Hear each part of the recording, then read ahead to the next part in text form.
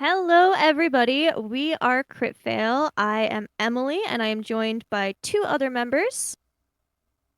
I'm Special Patrol Ghost. And I am the ghost. Excellent. And this is a video that we are doing in collaboration with the World Anvil Publishing. So we have already played quite a bit of one of their games, Broken Tales. It is absolutely one of my favorite games and the first game that I've ever run. So I will always appreciate it for that. We are going to play a scenario that is actually from an upcoming expansion for the Broken Tales game called Lost Stories. So that is going to be being released later this year. If you're interested, which I definitely think you should be, you could still pre-order that.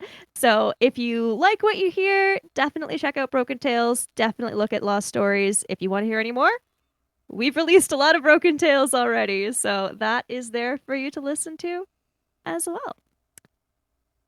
Now, that said, is everybody ready? I I shall believe so. take the nodding as a yes. All right. So we begin, as we so often do, at the monastery, where you and other members of the order, the organization run by the church that is tasked with investigating and often dealing with interesting phenomena, are located. And it is a quiet day in the monastery. The inhabitants are all mainly inside, avoiding the late autumn chill. A fine rain, almost a mist, is falling and glistening on bare branches and stone walls. What are you doing? Piper is in the library. He's handsome, tall, very lean. Almost something unusual about him. Of course, there is, as he is a hunter. He is dressed in a suit of very deep purple. It is a tailed coat. Possibly French, although he does not appear to be French. And he has very high riding boots, which are also purple. He is flicking through a book, and he has a mouse which has been standing on the table next to him. It has its arms folded behind its back, and they seem to have been in some form of conversation for a while. And he finally closes the book and looks over, and he says, "Hamlin, but language is complicated. If it comes via ship, it is a cargo. If it is coming by road, it is a shipment. How does that make sense to you?" And the mouse squeaks at him and makes some gestures. And he listens and then glances at the window. When did it start to rain?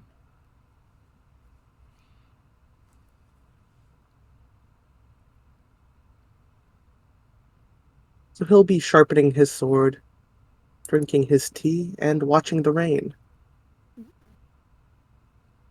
And it is a very good day for tea. All right, because James is in his room, I think it is Piper that will be located more easily. So, Piper, you notice that for possibly some time, a nun has been standing near-ish your table, not directly beside it, seeming perhaps a little nervous to interrupt the conversation that you are having with a mouse.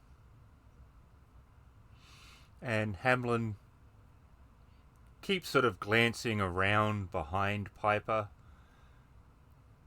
and looks back at him and looks around him again.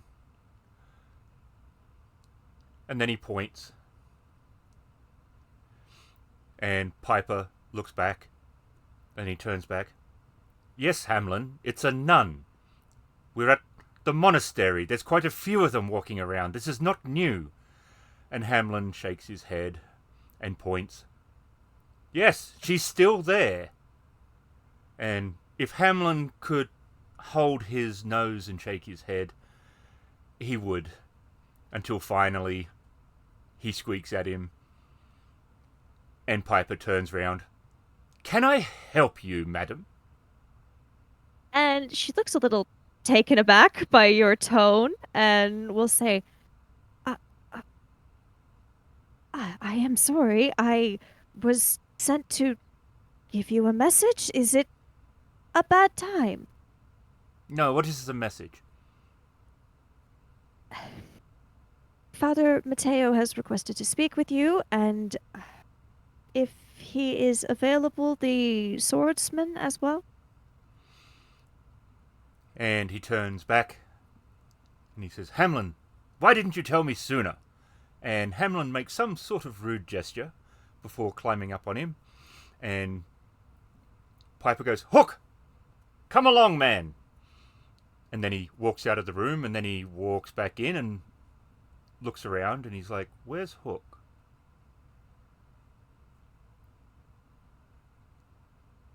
I was hoping that you would know where he was.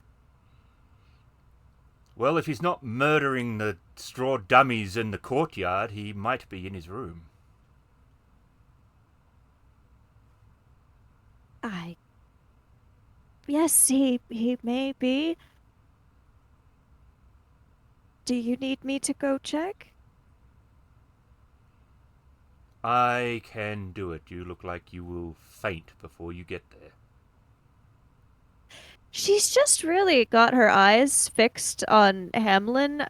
She seems a little shocked by much about him, particularly especially a rude gesture performed by a mouse, but yeah, she's rather at a loss. And he will walk out, and Hamlin will squeak, and he's like, "Oh yes, just wait till she meets the ghost." Maybe she has. And he will go in search of Hook. Hook would still be in his room. All right, so if, as you first suggested, your first stop would be to check the training dummies in the courtyard, you see no one there. It's a massacre. They're all dead, Hamlin. Oh well. How sad. Oh dear, never mind. He will then head in search of his boudoir. And you know where he stays. You could find it quite easily, unless you've forgotten, which would be odd.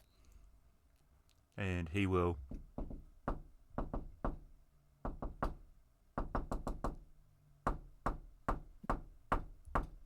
I think there's a knocking sound that's not picking up, perhaps.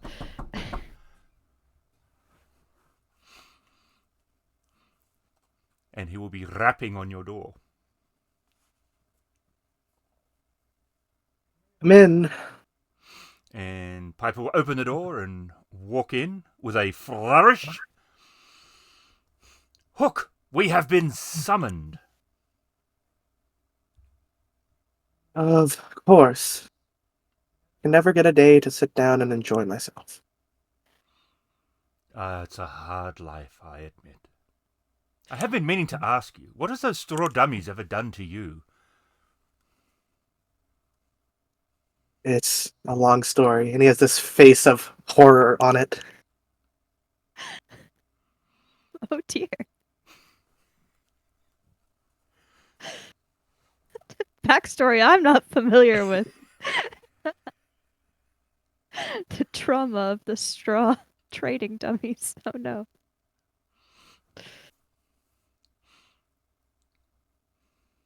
Very well. We have not a moment to lose. We might. I'm not actually sure. It could be anything that he wants us for, but it seems more dramatic. I would have sent the nun, but she seemed somewhat apprehensive about coming into your room. I think I'm quite the friendly fellow. He says, sharpening a sword. Yes. You might be somewhat imposing. I was going to send Hamlin, but he has very short legs.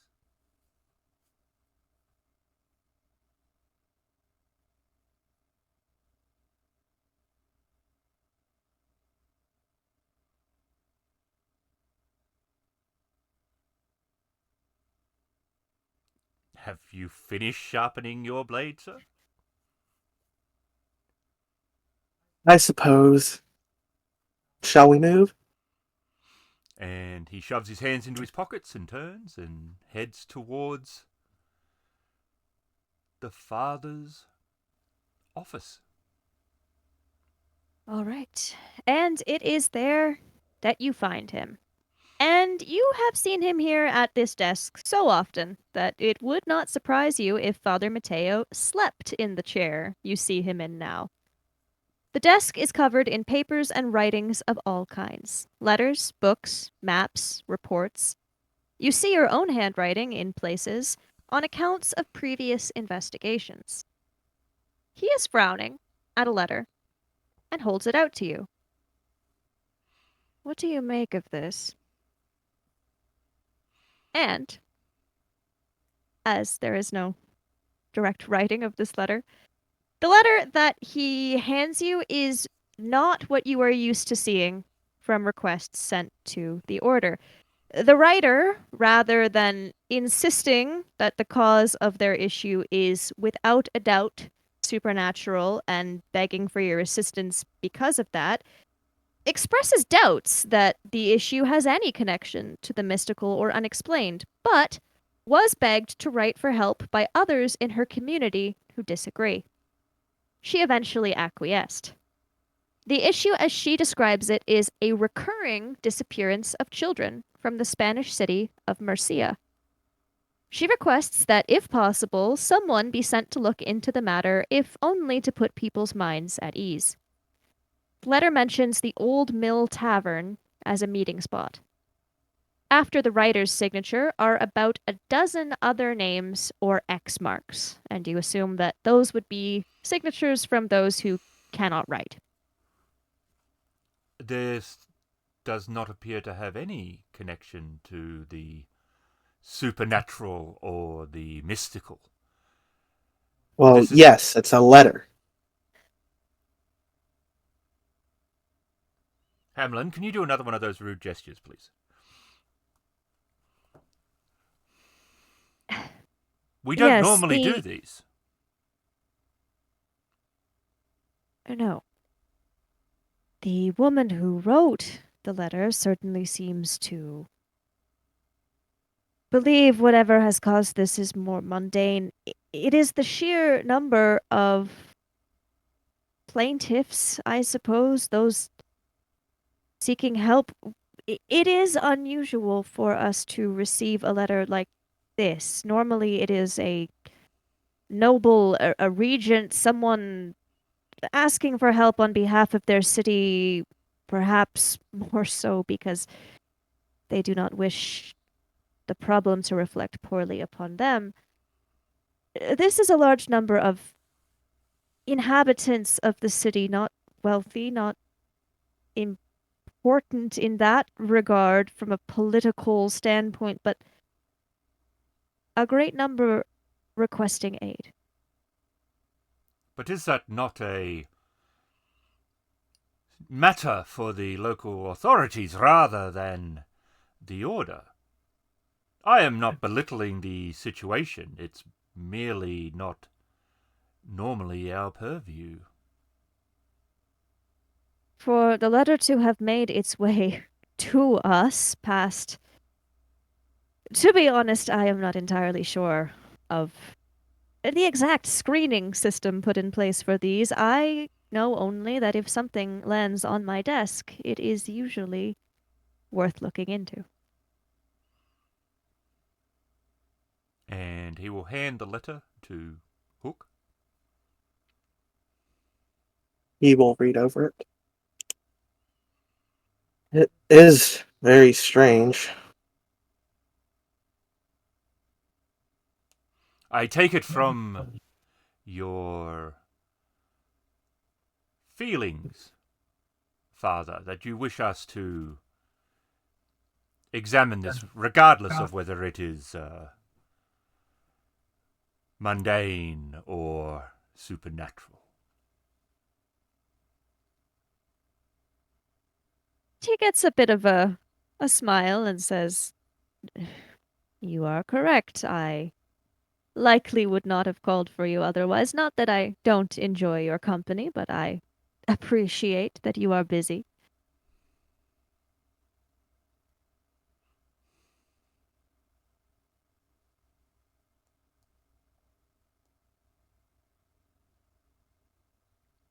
Spain. Spain. I take it lots of Spaniards then. I should think so. Have we been there before? I don't think so. And the perhaps standout piece of information there would be that she mentioned the Old Mill Tavern as a meeting spot. I can leave as soon as you require it, sir. We can arrange transport whenever you are ready.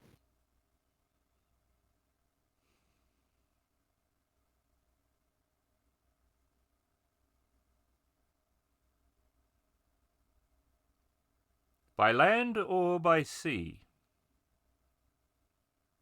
By sea, why not? I thought you may say that, sir.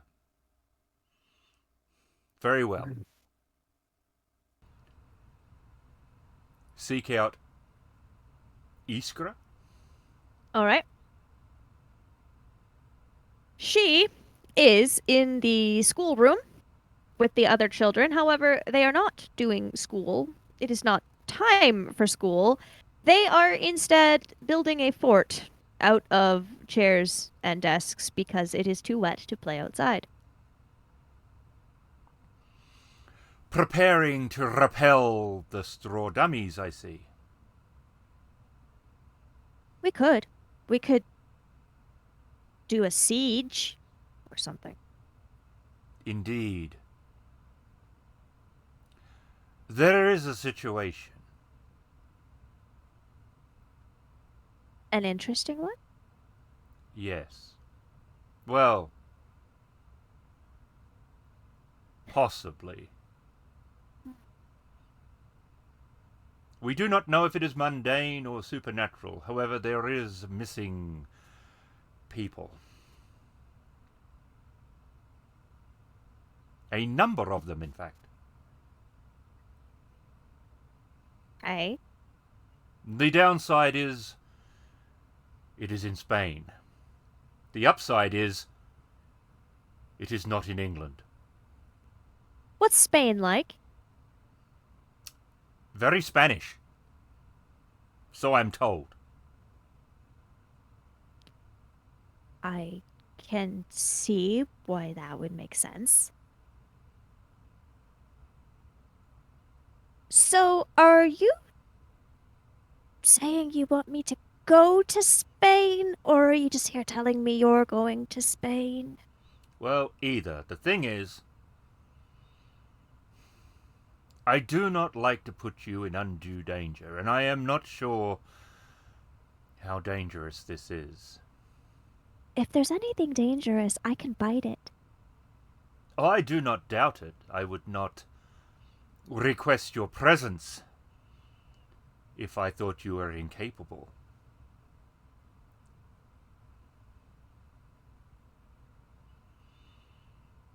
And she looks at you, a little unclear on whatever debate you are having in your own mind.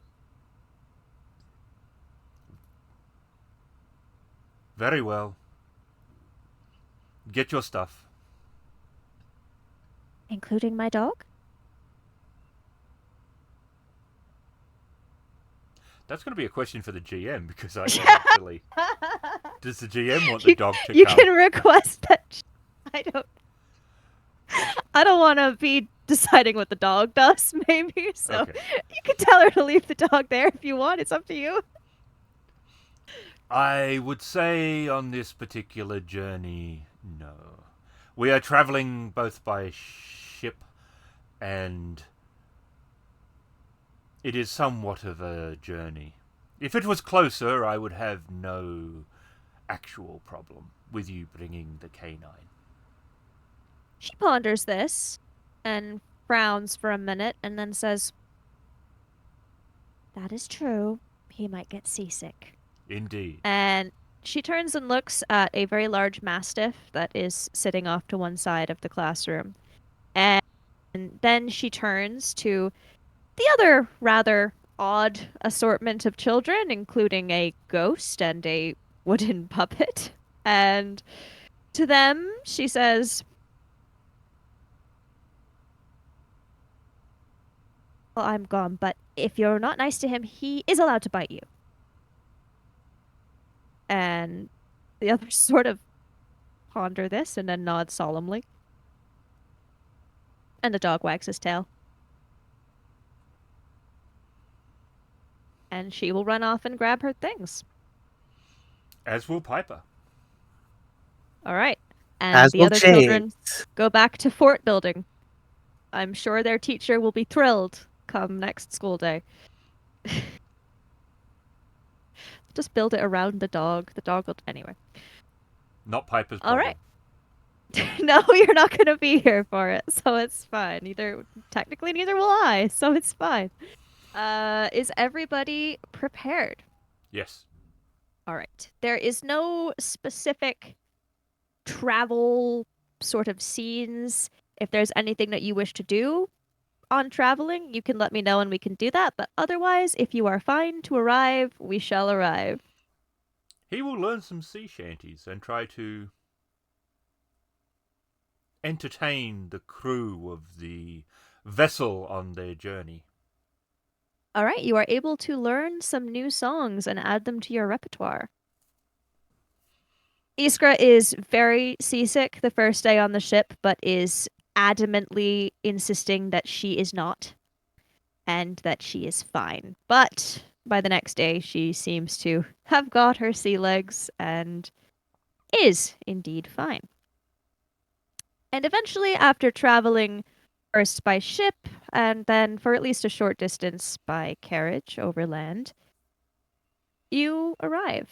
And the sun is setting as you arrive in the city of Mercia, painting the tops of buildings with a faint orange glow. The city is big, with narrow streets branching off of one another, and even in the cold autumn evening, the streets are busy. What would you like to do?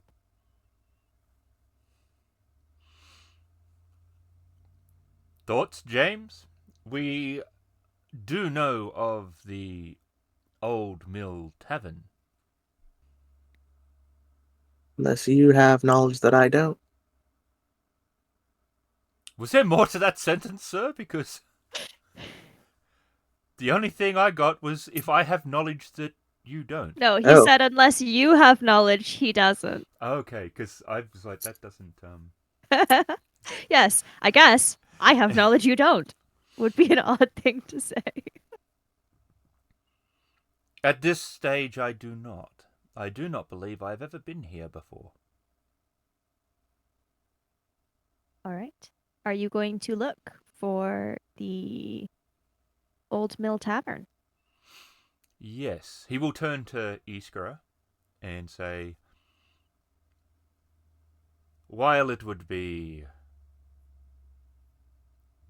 an opportune thing for us to be able to solve this before we get to the inn, the chances of that happening are pretty slim. However, keep your eyes and your ears and your snout open. Things are happening in this city. You said there's people missing, but if I don't know who they are, I don't think I can find them. No, but just look for things, like always, that are strange. Other than us. So I'll look for people that look missing. Yes. Or people that would make missing people missing. All right. And she ponders this. All right. in order to try and find the Old Mill Tavern, I need you to make a position check. Technically, actually, this is a defense check because you are facing the threat of city chaos. This is a very bustling, maze like city, and it is easy to get lost. So, the opposition level is 5. Please make me a defense check. Now, if you have a descriptor that you think would make you very good at navigating a busy city, you may start with base 3 success. Otherwise, you're starting at 1.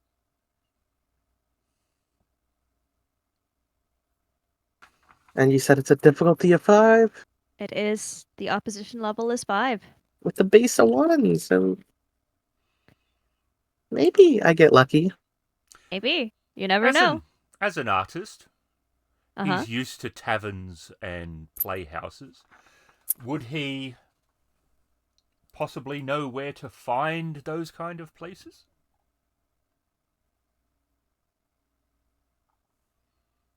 Say sure. Why not? Have You a could 3. said- So I will roll 2d6. And I see that James did not succeed. Okay. Nope. And what outcome were you going for?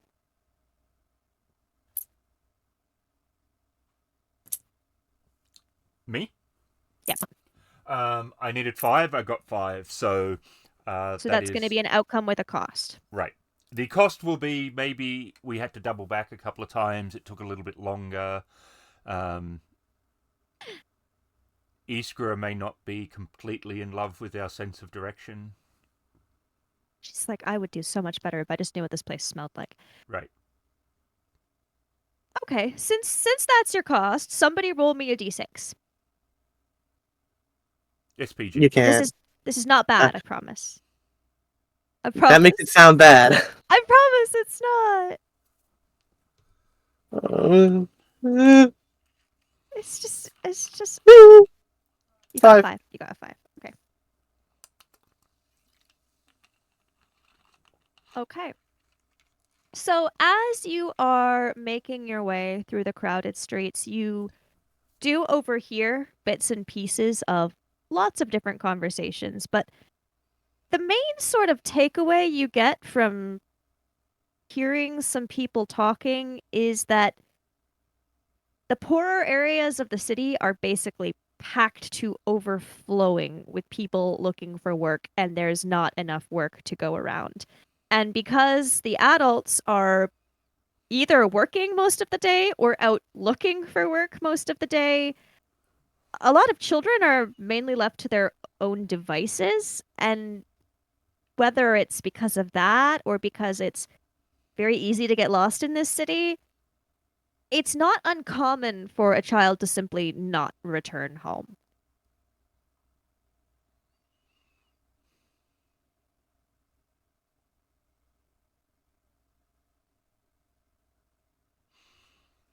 And after overhearing little bits of that information, you do eventually make your way to the Old Mill Tavern. By the time you arrive there, the sun has finished setting, but it is not the middle of the night. You are not very, very late.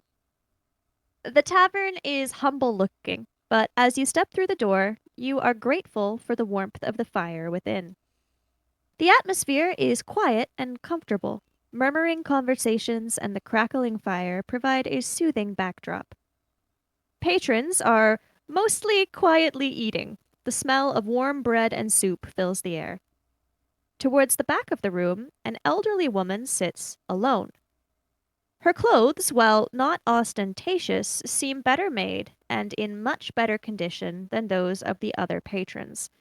She is facing the door, and when she sees you enter, she waves you over. And Piper will take off his plumed hat and walk over.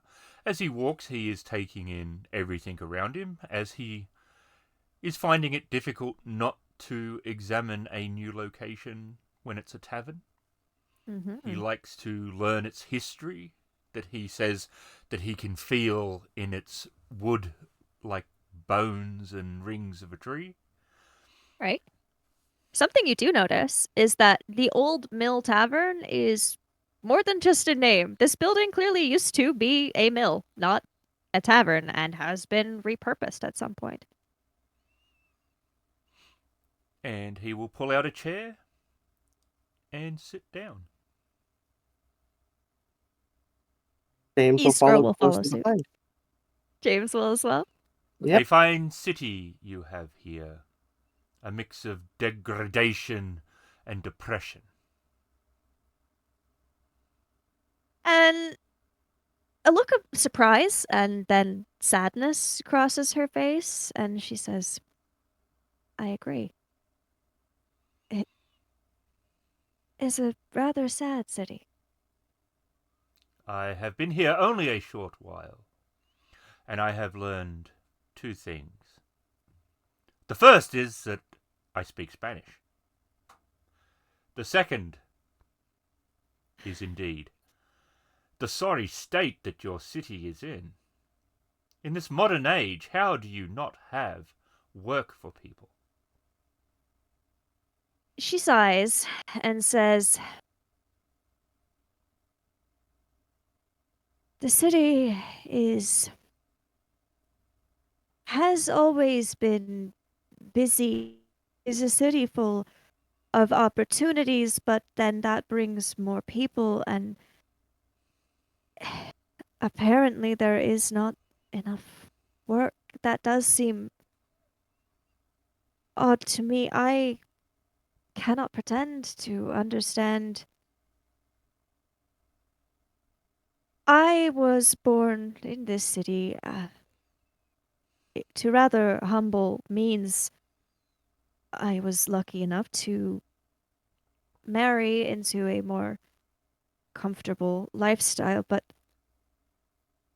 I cannot forget where I have come from. I do what I can. I am in contact with many families in the poorer areas of the city. I provide food, money, and it is on their behalf that I wrote to you. This, at face value, is not normally what our order does. However, our esteemed leader is a man of great empathy and compassion, and regardless decided that we should investigate.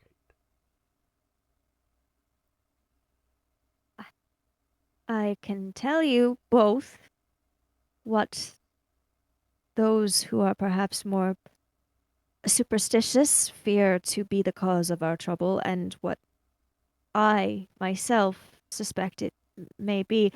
But first, I need to provide you with a bit of history that will explain why it is that people are so convinced that this is the work of a spirit. 7 years ago, there was a tragedy. The river that runs through our city, the Segura River, it is a great resource, whether for fishing, for trade, for transport. It gives us much, but 7 years ago, well, it took the lives of 8 innocents. The river flooded its banks. Several houses were right on the river's edge, and most escaped, but there was one family in rather unfortunate circumstances who lost their lives. It was very tragic. A mother and 7 children.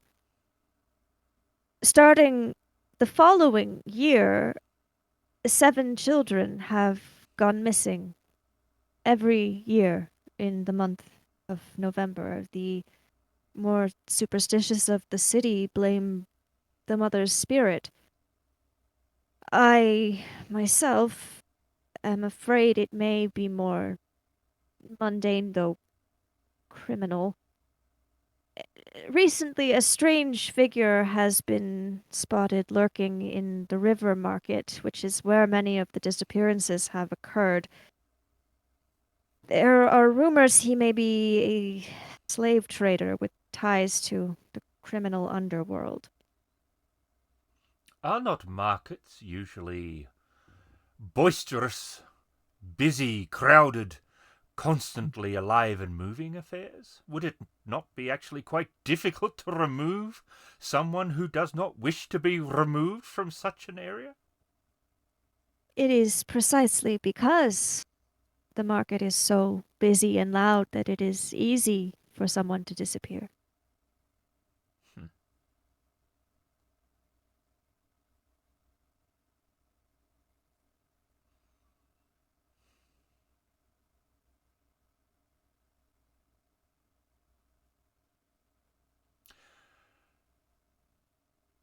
Hook's sense of morality has been rather strong of late. I can see him getting another mark upon his blade.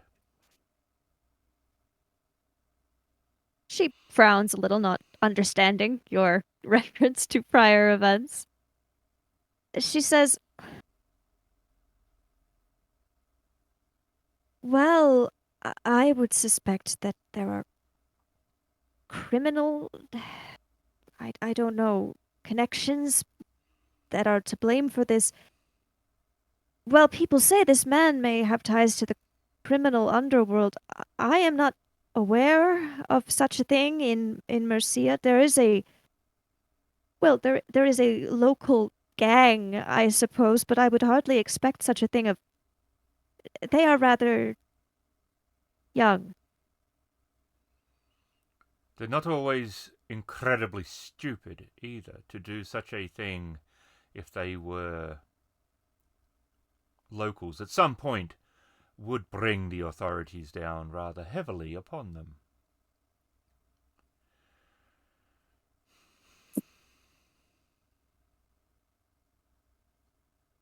Are these missing children healthy, skilled? What is a common factor that is making them a target? Or is it merely that they are below a certain age? I am aware of no connection beyond the fact that they are all children.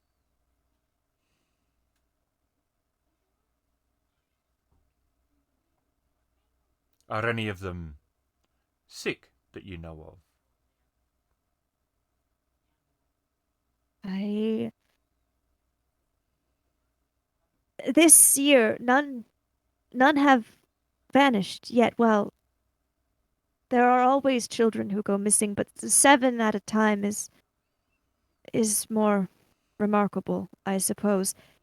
It happens every November, and well, we are in November. It has not happened yet.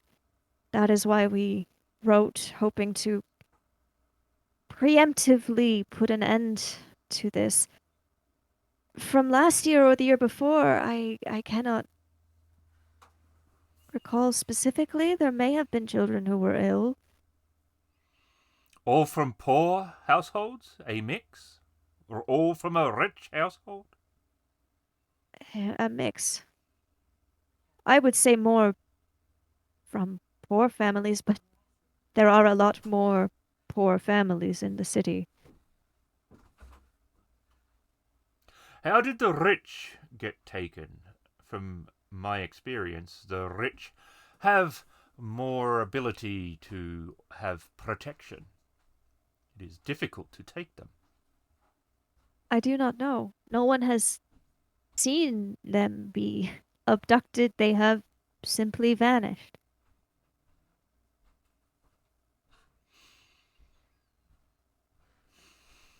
That is incredibly unhelpful. I I am sorry. I will give you any information that I can. I can arrange for you to stay in this tavern while you are here, but I am afraid I only know so much. We will start our investigation at the market. That appears to be the logical start. I would advise you go tomorrow in the morning. It would be busier then, and well, it is rather late. Indeed. Is there anything else I may not be able to help, but I will do the best that I can. If there is a known list of the missing, that would be beneficial. I am curious to see such a list. I have none. I can speak to the families that I know and see if they can put such a thing together. It would be oh a long list at this point. Seven a year for the past 6 years. Oh, one other thing I do know. The river market, that is where most of the children have disappeared from. I have heard there were a few disappearances also at Martyrs Square. It is a district in the lower city. Not as many from there, but if you do not find what you are looking for at the river market, perhaps it would be worth a look. And what is this Mutters Square? It is a district, not a very pleasant area. It is where the most unfortunate tend to gather. We will start with the market, and from there we shall examine this square. If you do wish to look into the... As I said, I doubt the local gang would be involved. It would seem very unlikely, but I do know where they are said to live, if that is something you need to know. Why not? We might pay them a visit. Well, from what I have heard, they live in the old clock tower. It was part of a church once, but the church has been deconsecrated, the Church of San Felipe. Most in the city really let them be. I'm sure they are a nuisance to the merchants, but allowances are usually made. I have heard more recently some nobles saying that they believe a stop must be put to... I would hardly call it a reign of terror, but they may try and do something.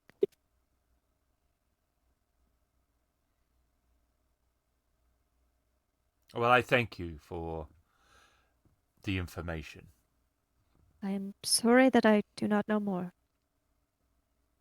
As are we. But we will work with what we have. Very well.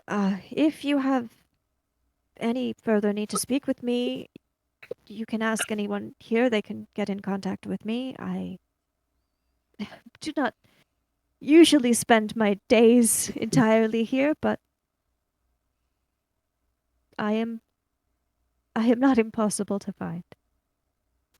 Thank you for your time. Of course, there are... I will speak to the innkeeper and arrange rooms for you while you are here. I appreciate that. Thank you. And she stands up from the table, and you see her head over and speak to who you take to be the innkeeper. And Piper will spend the evening examining the inn. The place, the people. Okay. Poor workers seems to be here for dinner after work. There are a few families, but not many. It more seems to be individuals or perhaps groups who have employment at the same place. For a little while, Piper perhaps would take special note of this. Two young people come into the tavern and they speak to the innkeeper. It seems that they've got sort of a deal worked out where they're allowed to do this, but a boy begins playing a guitar and a girl is dancing and they have a hat out hoping for tips. And Which they Piper will give them one. all right, and they will both smile and nod at you as you do so and continue their performance. No one around seems to be paying them a great deal of attention. You get the sense this is probably something they do rather regularly. No one seems surprised to see them. But every once in a while, someone will toss them a coin or two. What do you make of these two? They don't seem particularly concerned.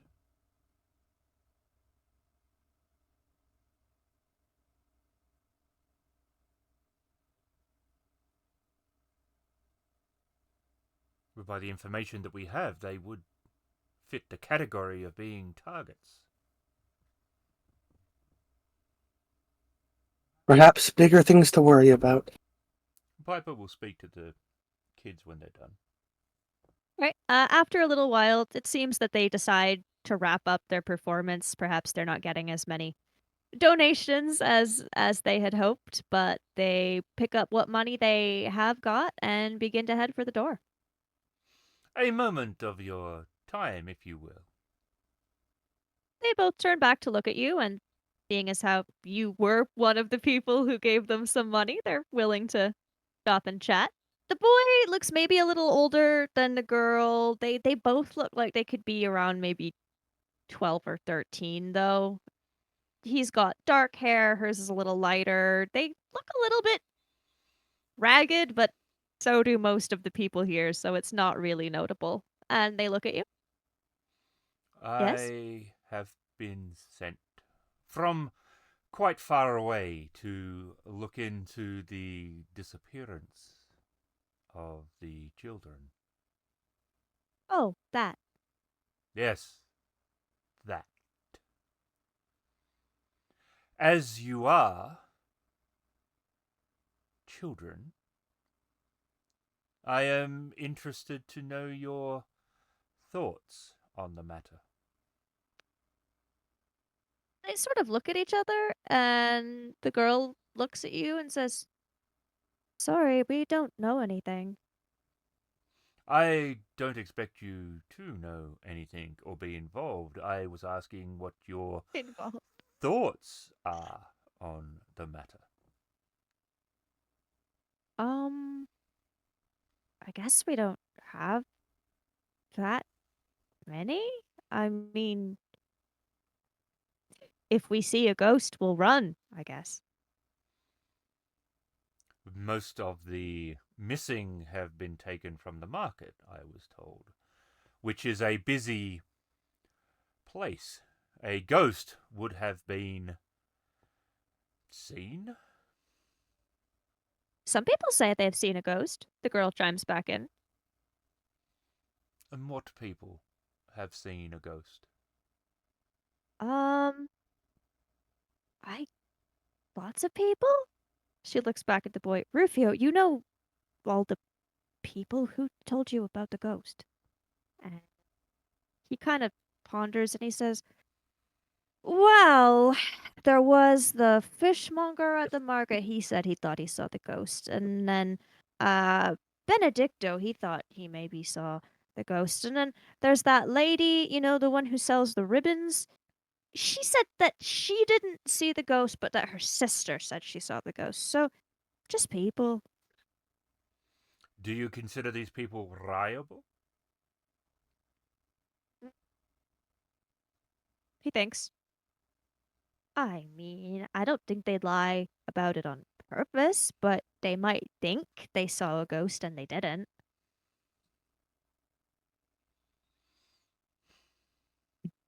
An intelligent answer. And he holds his hand up, and there's nothing there.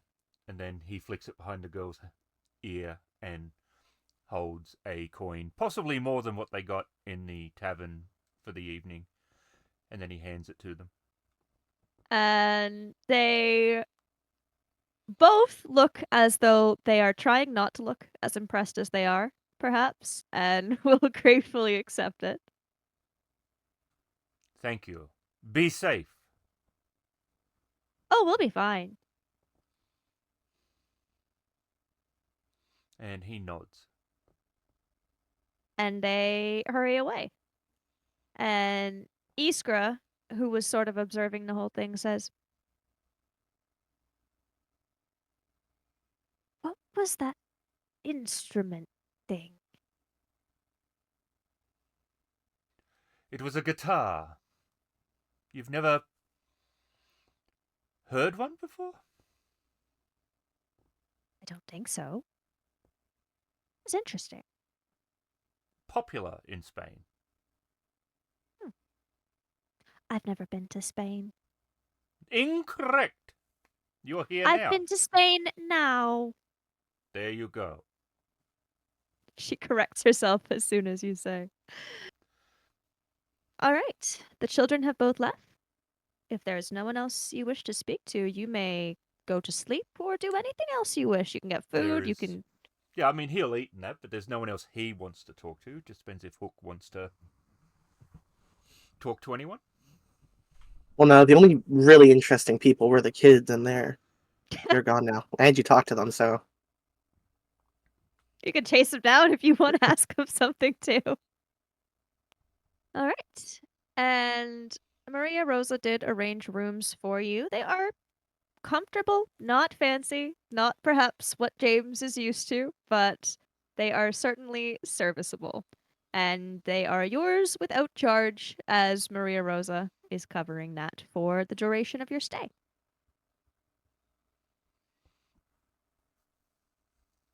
And he will sleep and get up early, though. Okay. He wants to be up before dawn. You can certainly be up before dawn. And he will wake the other two. James will be woken. Iskra will sort of look up groggily. It's still dark. Yes, exactly. The day beckons. Things need to be examined. What things? The market, for one. Things. She rather reluctantly will get up. Come, we haven't a moment to lose. And he will go downstairs. All right. Yes, you can have coffee, and there certainly aren't as many people here before dawn, but you are not the only one. There are who have quite early shifts to get to. So there are a few people actually already eating and drinking coffee or tea downstairs. And he will take one for him and he will sweeten another. And when Iskra comes down, he will give it to her. She will sip it, perhaps suspiciously at first, but as it's got sugar, she will eventually drink it happily enough. Does James like coffee or tea in the morning? James will take a cup of tea. Ah. You can get tea. It's, again, perhaps not the quality that you would appreciate it to be, but it is tea and it is drinkable. For the common folk, maybe. He says to the guy that gives him a cup of tea. All right. Iskra, still sipping the coffee, sort of gingerly, but she's taking very small sips of it. Perhaps even with the sweetener, it's a little bitter. She says, "You said we're going to a market, but do you know where the market is?" I have been in multiple cities, multiple countries. I am sure we can find our way. We are exceptional creatures, as it were. And you, and he taps her nose, have a nose for trouble. Well, I could smell what's in the market if I knew what was in the market. And yeah, you've been in a lot of countries and cities, but the market's probably not in the same place in every city and every country. That would be weird. That would be helpful. Hmm.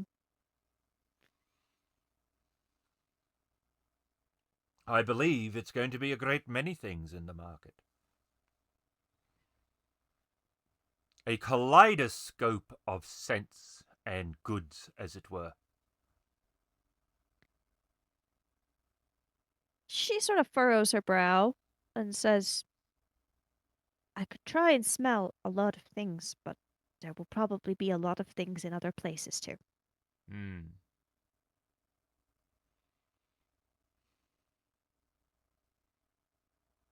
I mean, we could do the dull and mundane thing and simply ask someone.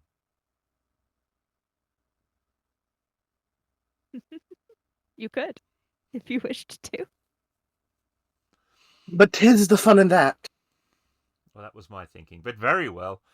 Barkeep. Your finest market, please. We'd like to order one market. Uh, We're foreign.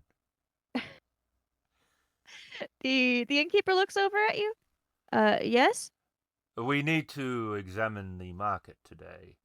Can you point us in the direction that the market resides in? Which market, sir?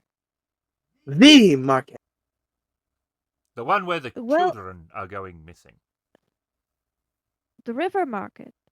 The river market. Ah, it's, well, if you leave this in and you turn left, keep walking for a bit, and you're going to see the river ahead of you. It's right down by the river. There's a crossroad there. It's sort of there. Not far. He looks at Iskra.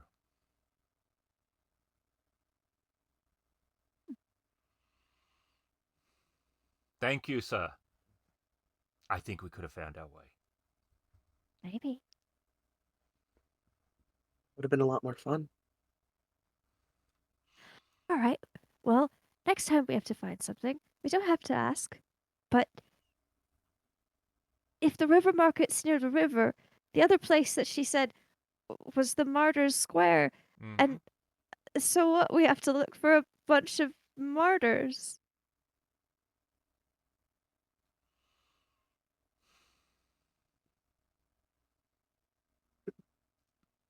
See, I'm starting to think we should have asked for the other one.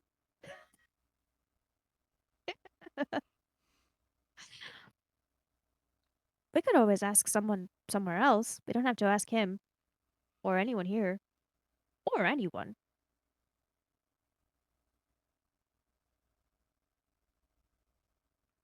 We have time if you wish to eat. Or would you rather eat later?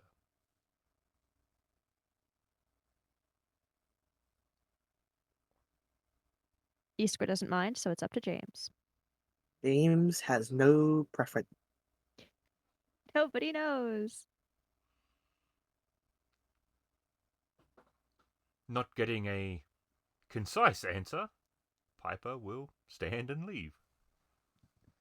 Iskra will follow.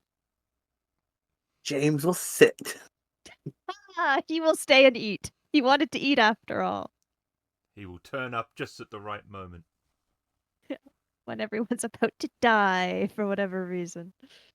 It is possible that the name River Market led you to believe you were headed to something official, or, at the very least, organized. But what you find is, in a word, chaos. Vendors with makeshift stands crowd the crossroads, calling out to every passerby and extolling the virtues of their wares. A group of laughing children run barefoot after the horse of a haughty looking noble picking his way gingerly through the stalls.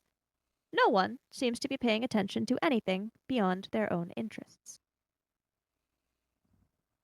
Piper will try to find some form of vantage point, at least what he can find. It might not be All ideal. right. And he's You just. can find like a stack of crates you could climb Okay. up on. And he's really just going to be taking in the area. And he knows Okay. from past experiences with other scumbags that they will be targeting particular people. They'll be looking for them. So they might not stand out necessarily to the average person who is busy with their own things that they are trying to do, but he's specifically looking for anyone who is paying more attention to people rather than the market or the goods or anything like that. All right. As you scan across the market, you mostly see people either trying to buy or trying to sell or trying to haggle to do one of the other ones in a way that is better for them. Uh, the one exception, aside from the group of children who seem to be more sort of making fun of a very fancy looking man, is a rather unusual looking individual. He's very tall, and very broad, and looks very intimidating. He has a long, thick beard and pitch black hair, and he is speaking to a small group of children. Piper would like to make his way to within earshot without being noticed. Okay. That would be do an opposition check. That is a 5. You need a 5 is the opposition level. Sorry, not an opposition check, a position check. I said the word too early. And I will say that you can probably have a base of 3 due to your agility and all that. I Yes, have 4. all that. Oh, you can use that in this scene if you would like. Yes. I would So, like. what outcome are you going for? I'm going to go for a standard outcome. All right. So with the base of 4, you will need 2 additional successes. So you may roll, spend soma. Oh, we did a roll. We did a roll. And I got it. Success. Okay. So you were successfully able to make your way to within earshot without being spotted. How are you doing that? He's moving with people. He's finding people of a similar size, or if they're carrying something, he is using his acting ability, his miming ability. He is using his base agility and just not exaggerating so that he's standing out excessively, but he is, if someone's carrying a something upon their back, he will try to get in line with them to get a little closer. If someone's going in a different direction, if he can slip behind them, he's weaving and changing his body form a little, hunching over when he needs to, standing taller when he needs to, and he's going to try to get to the back of a stall or the side of a stall that is close enough to hear but not be directly visible. All right. So you can hear the man's side of the conversation, perhaps because his voice is just naturally louder. You can't hear what the children are saying exactly. You can make out that they are responding, but their words are not as clear. He is asking them if they have seen a pale, crying woman. And you do see most of their heads sort of shaking, denying that they have seen this individual that he is asking about. But one young boy nods and then makes a gesture. You're not quite sure what he's referring to because you can't hear what he's saying, but he points at his forehead And the man gets a very solemn look on his face. And at that, he tells the other children that they can go back to whatever they were doing. But he tells the one boy that he needs him to come with him. And they start walking away. And Piper will wave to Hook, and depending where Iskra is, which could well be next to him, knowing her, and be making a motion of, come on, we really don't have a moment to lose. Not this time. All right, Iskra will notice the gesture and begin making her way after you. James, sensing the urgency of the gesture, he will follow close behind. And once Okay. Piper knows that they are moving in the right direction, he will try to follow, again without being seen. Okay. Trying to do it without being seen. I won't make you roll again for that because you already did. I will say it does take longer. So if you're trying to be stealthy, you're going to lose ground on these two because they're not. They're just walking. They are getting, because it is crowded, if you're trying to do anything beyond just push through, they are gaining rather quickly on you. Alright, then he will have to drop that and just try to weave agilely through the throng of people. Okay. And the man does not notice you right away, but after a little while, he does. Once you've left sort of the very crowded market area, which they have been heading away from, it's a little easier to spot if someone is walking the same direction as you. So, noticing that, he will grab the boy's hand and they both take off running. As will Piper. Okay. Yep. James would like to go as fast as he can. Okay. I will say that at the very least, Piper, because it's one of his descriptors, is going to be faster than this guy. So you are going to be able to chase him down. So what do you want that to look like? Piper will be weaving agilely through the people, and then as it thins out, he notices that they're running, and he will give chase. As he is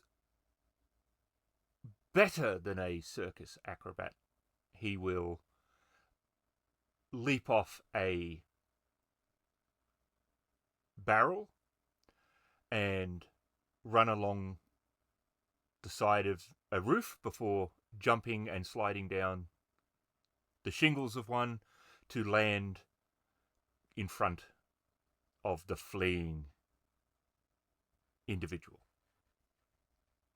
And he stops and looks at you and turns around. Has James been running this whole time too? Yep. All right. So Piper leaps down in front of him. He wheels around and notices James and Iskra standing behind him there. And he looks worried more than anything. And he looks down at the boy who's looking not particularly frightened, but maybe a little confused by whatever's happening. And the man throws his arms up and says, "Stop, I'm with the church."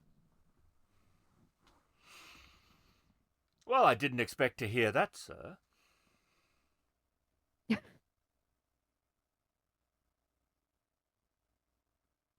I don't know what you mean by that. I do know what I mean by that. I believe, sir, that you have taken our line. And I don't know what you mean by that. We are with the church. Not from any church in this city, you're not. No, sir, we are from the church. From Rome. And he looks sort of intrigued by this.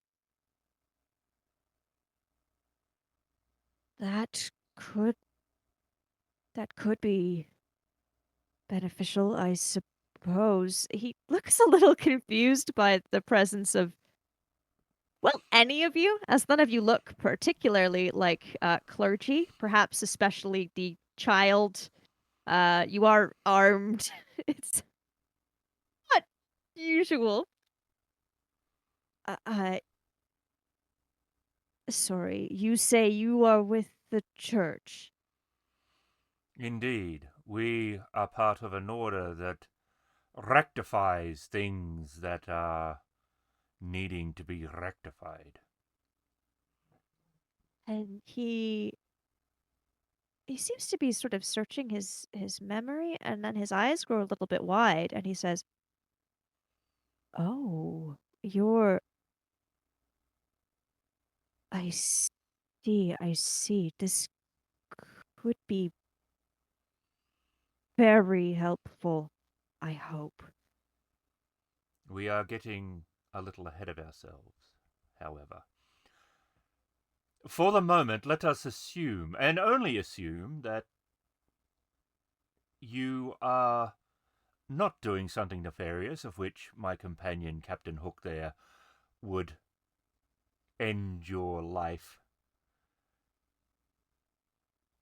as he is wont to do. Assuming that,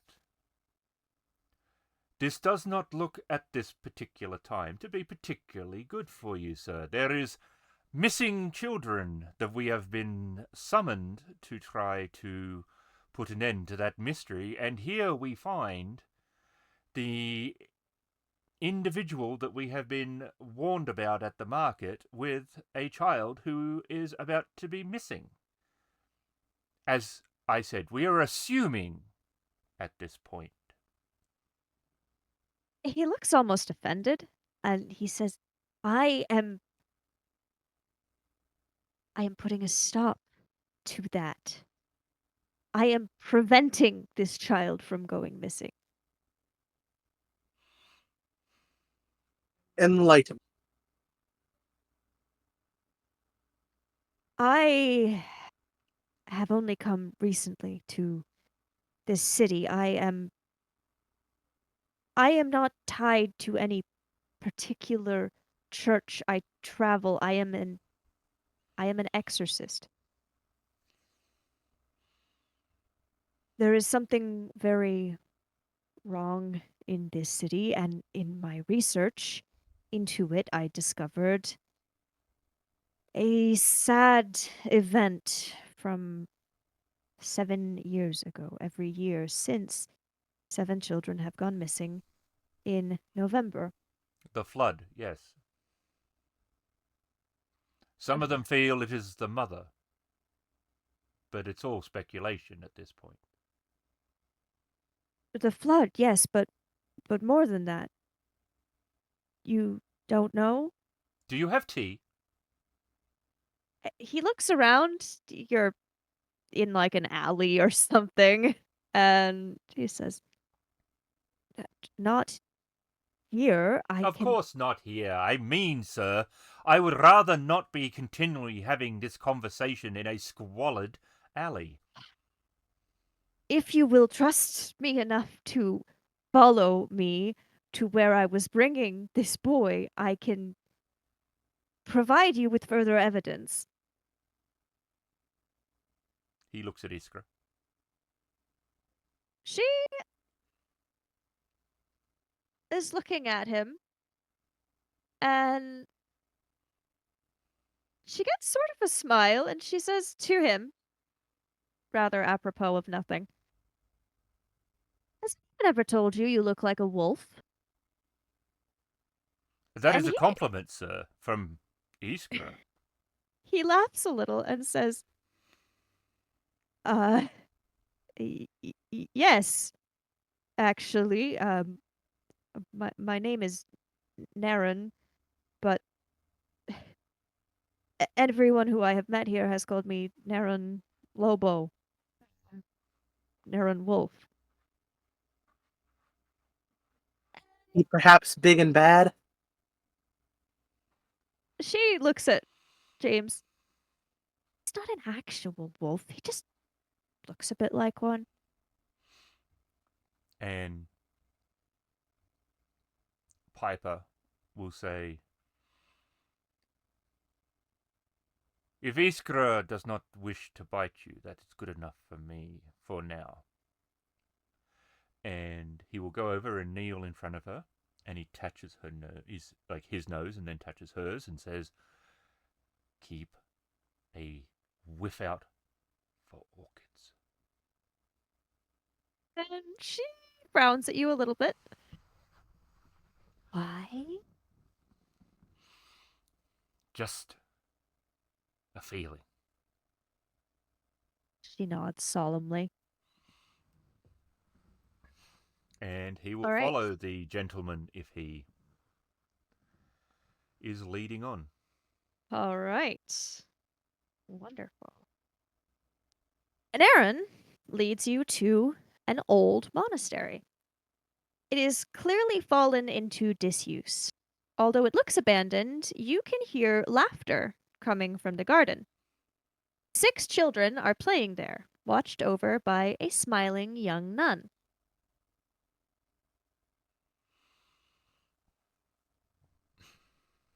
This is where I and Sister Esperanza have been staying and keeping watch over these children. Their families all know, well, except for the family of this boy. I have not yet had the time to contact them, but the rest of them are aware of where their children are.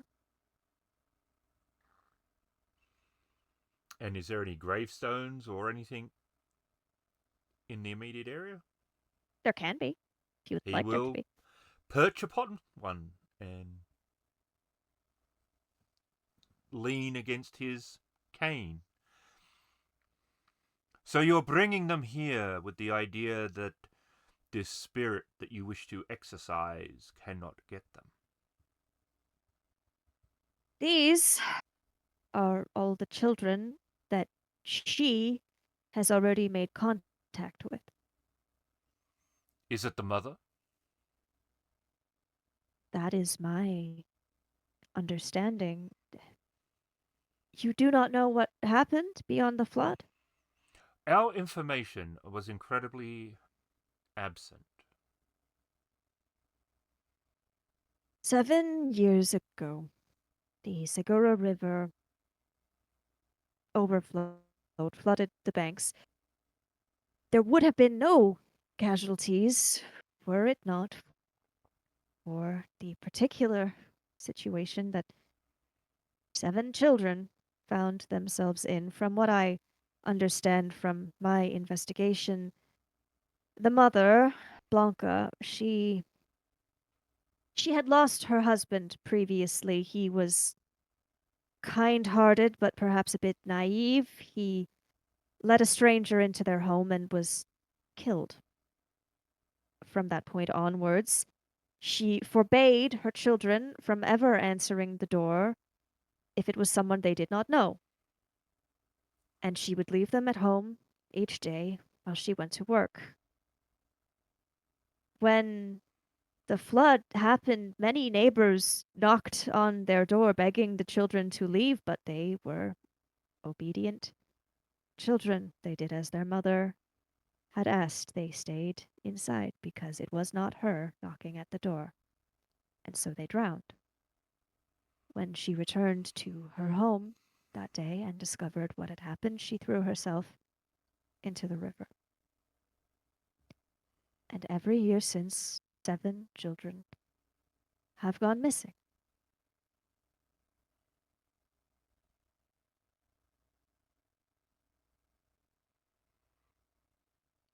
That is unusual for a spirit in our experience to date.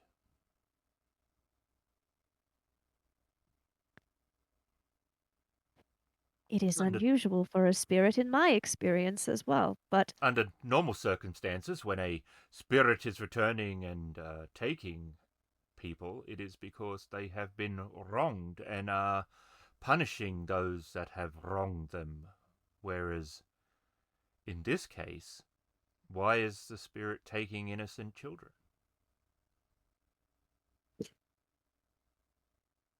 I can only assume she is looking for her own.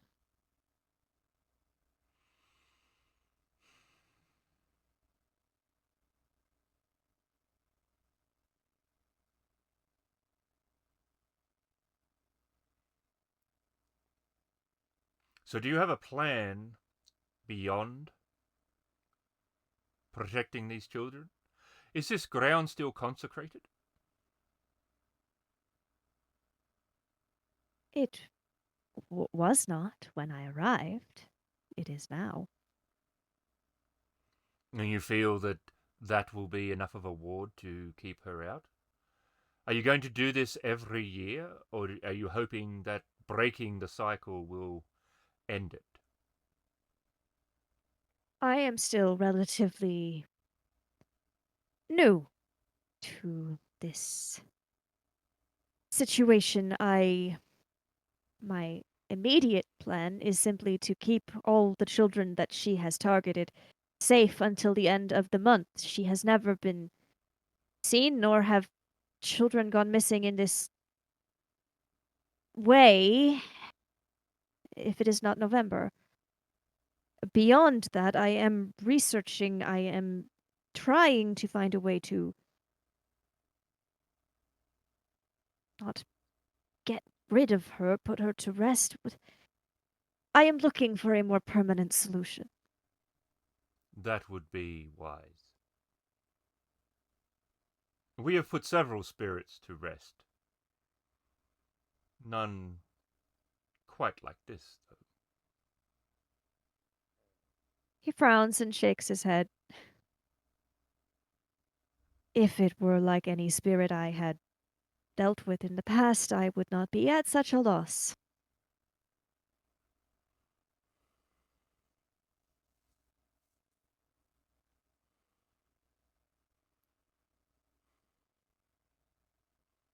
How does she select the seven?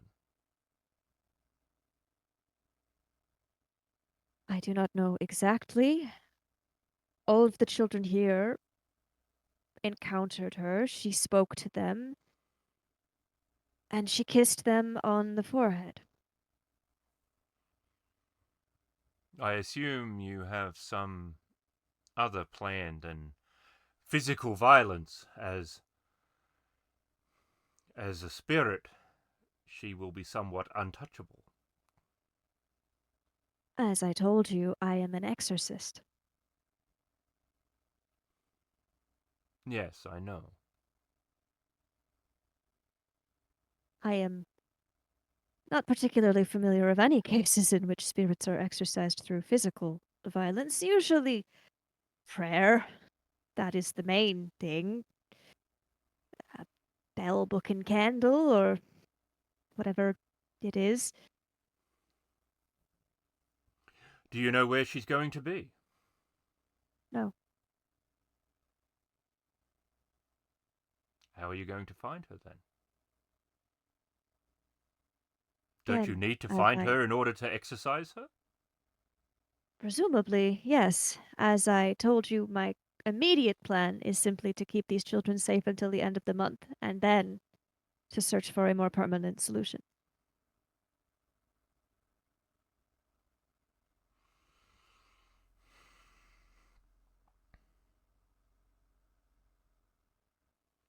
Father Neron looks at you and says, I am not familiar with your particular areas of expertise, but if you would like, I can teach you some basic exorcism skills that could aid you if you are wishing to do harm to an intangible spirit. I believe that would be very useful, seeing as my only way to really harm an adversary is this, and he'll gesture to his blade. It will take a small amount of time, but I can certainly teach you the basics. I suppose. And does the building of said incident still stand? That I have not discovered in my research. I I have learned something just today that I do need to follow up on, and if if it is what I hope it is, then perhaps it would lead there. One of the children at the market told me a strange story. He said one of the children at the market told me a strange story. There is a a local gang of street urchins, the bats they call themselves. Apparently, the leader of this group has been boasting about surviving the Mercia tragedy of 7 years ago. If that were the case, he would be one of the children. It seems unlikely, as I have never heard even a suggestion that any of the family survived, but if he actually is, I mean to go and speak with this group to determine if there is any connection between him and any of this. We were going to examine the possibility of their involvement. I did not think it would be that, however.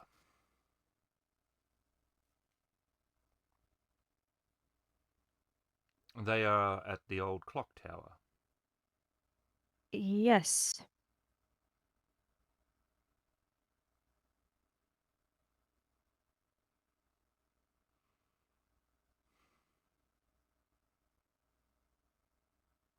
So, can I take it that you believe me and do not think me a kidnapper, I suppose? He looks at the kids. I As think I that may stated, depend on the term, but I believe at the moment that your actions are being done for the right reasons. he gestures to the boy he brought here, who is now playing with the other children. There are now a total of 6 with the new arrival. I will have to find his family today to explain to them what is going on. I have an arrangement with all the families. I donate to them, as it were, I suppose, food, money, ensure their cooperation, ensure them their children are under the protection of the church, and that come the 1st of December, I shall gladly return them. That I must still do. I can also explain to you the basic rites of exorcism. I can come with you to the clock tower if you think it wise, or if you wish to go alone, I would ask that you let me know what you discover. What do you think is the best course of action? Well, we shall go to the clock tower regardless. You seem to have other things that you need to do. Yes, did you wish me to teach you anything before you go? Hook? Um, hmm. How long would the training take? I would be giving you a very basic explanation of something you could do and really hoping that it would work for you. Half an hour? We can wait that long. All right. So, how we will do that is as an interlude, as what he is referring to is a scenario gift that you can Thought it might be. obtain if you allow him to teach you. So hang on, because I'm just gonna pull up the description of that. And anybody who has listened to him and wishes to spend one experience on it may have this as a scenario gift. I will just put it in general. You can look at it on your phone, I guess, if you need to.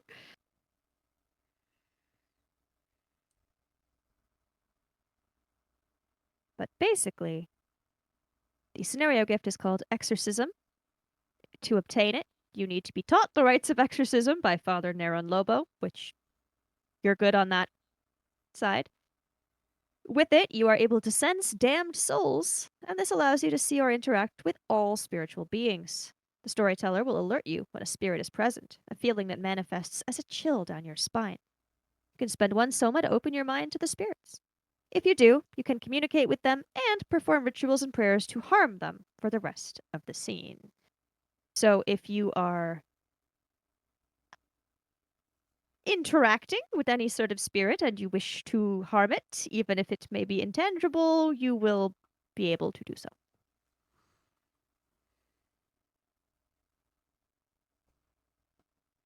And after he has explained to you the very basic overview of the rites of exorcism, he will say, I understand that you wish to head to the clock tower. Do you want me to accompany you? James, what is your feelings on this matter? I think it'd be better if you looked after the kids.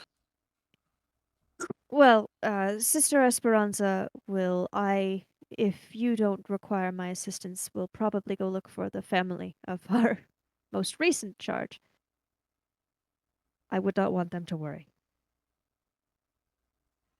I think that was probably a better use of your time. I believe we He can nods. handle the gang. Iskra, who, having seen Piper perch on a tombstone, has been sort of trying to climb and stand on top of a different one, says, Are we going to the clock tower or where the martyrs are? I believe the clock tower. All right.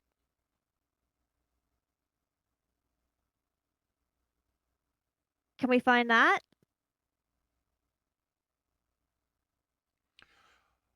What? There is a thought I can see in your head, Iskra. You are interested in the square. Overly? It's just that it was the next place we said after the river market. If the clock tower's better, then the clock tower's better. It sounds more interesting, the clock tower. It didn't sound like the square had a gang. All right, are you headed to the clock tower? Yeah, I think the clock tower. Okay. And are you asking where it is, or are you just looking? We will ask. I don't care. Either way, you'll We find it will ask. regardless. Yeah, we will ask. Okay. And Father Neron will very happily, well, not happily, but readily, I suppose, happy to point you in the right direction.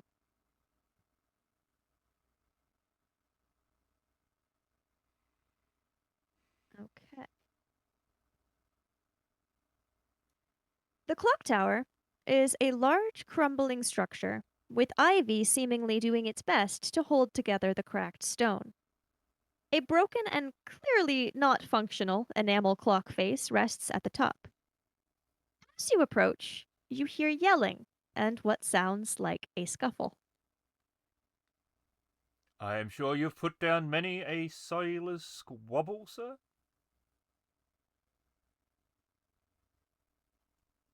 I would hope it doesn't have to come to that. It sounds like it already has, at least for them. All right. Are you getting closer to the clock tower? Wonderful. And what you see is some of the gendarmes, armed police officers, who are trying to drag two children away from the clock tower, while the children are fighting tooth and nail.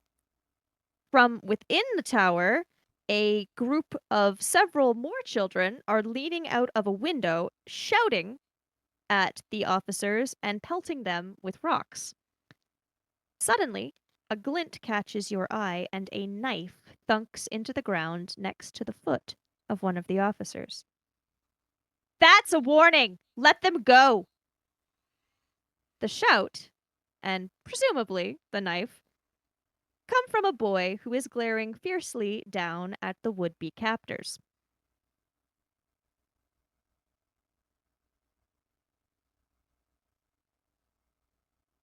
Well, that's an interesting development.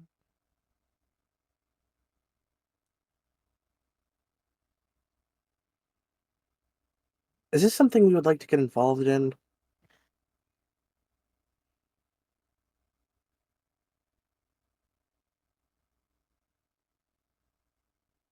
Well,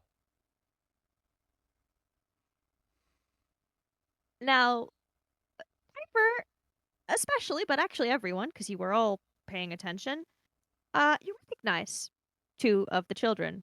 Not the two who are currently captured, but two of the children up in the tower were performing in the tavern the night before.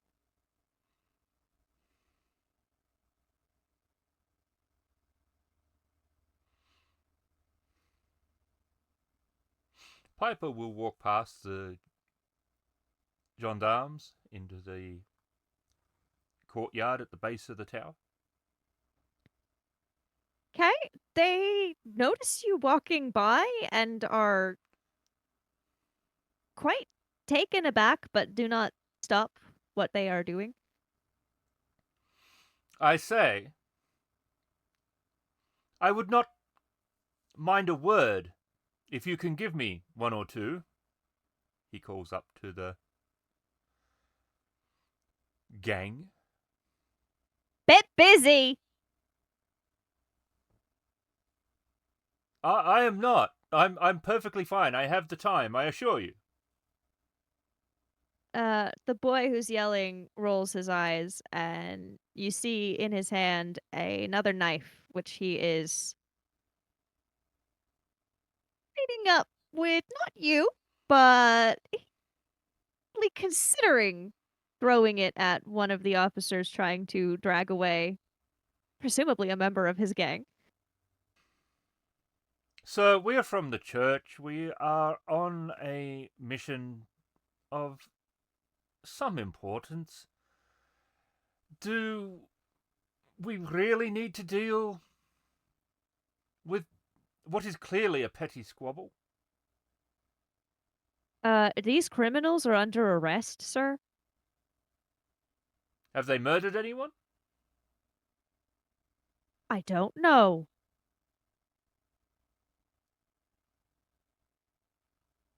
I don't know that they haven't. I know that they've stolen an awful lot. Have they created sedition against the state? Probably. And what are you basing that on? That we're supposed to arrest them.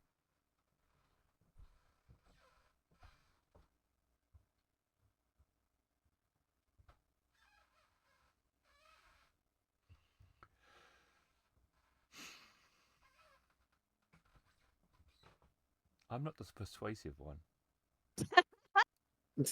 No, He says. He said. Hook, you are used to rank and file and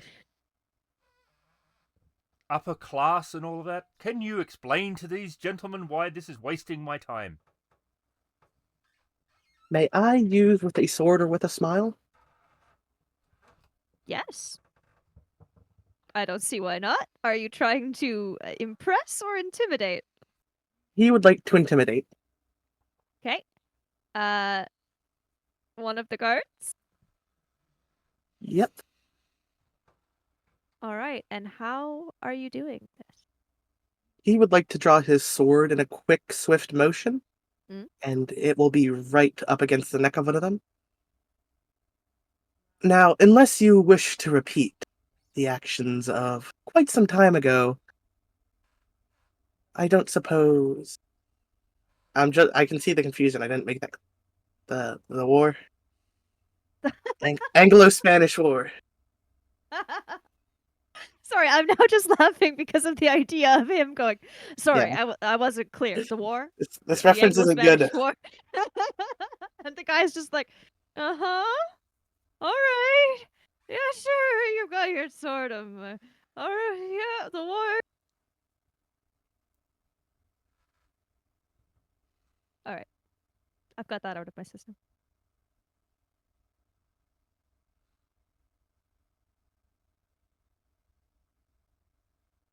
And as Now, you... Oh, sorry, go ahead.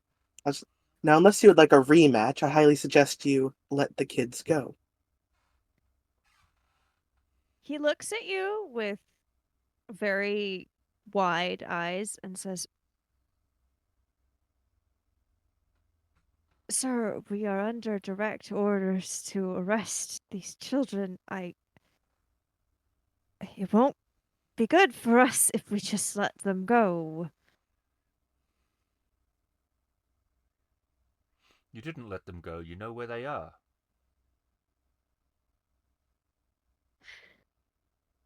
They could leave. And go where? Martyr Square? You know where that is, surely. The one who has a blade pressed against his throat very slowly releases his grip on the jacket of a girl who has been continuously trying to kick him throughout this entire thing. And as he does so, she scampers into the tower, presumably to join the rest of them. The guard who does not have a sword to his throat seems a little more hesitant to release his captive.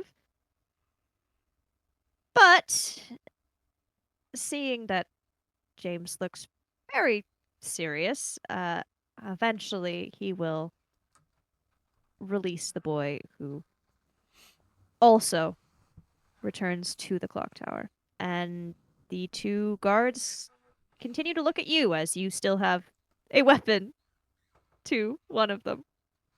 Run along now. What are we supposed to say to, well, anyone? That you have been on church business and it took precedence. They look confused, but clearly they don't see a way to make this go any better for them, so they will And turn and leave. as they have been such good sports, he will quickly write down the information, not necessarily the order because not everybody knows what it is and that, but some form of official sort of message with Father Mateo's address Mhm. and gives it to them and says if your superiors require any further information, they can do so through our office. They look at you and nod in sort of a mix of confusion and alarm, and they leave. And he go with God. They leave, but with God. And if you look up, there is now a slightly larger crowd of children looking down at you. Well, Sorry, that didn't pick up, so I don't know what you said. well, Well, what? I have fixed your mission. I have fixed your initial problem and freed up your rather busy schedule, it seems. Yeah, thanks. Doesn't mean I gotta talk to you. Piper would like to scamper up the side of the building to where they are. Okay, I'll say you can. There's some ivy you can hold. It is still a bit treacherous. The thing is pretty crumbling, but you can manage it. Iskra, for her part, is just she saw where they all went in. She's going that way.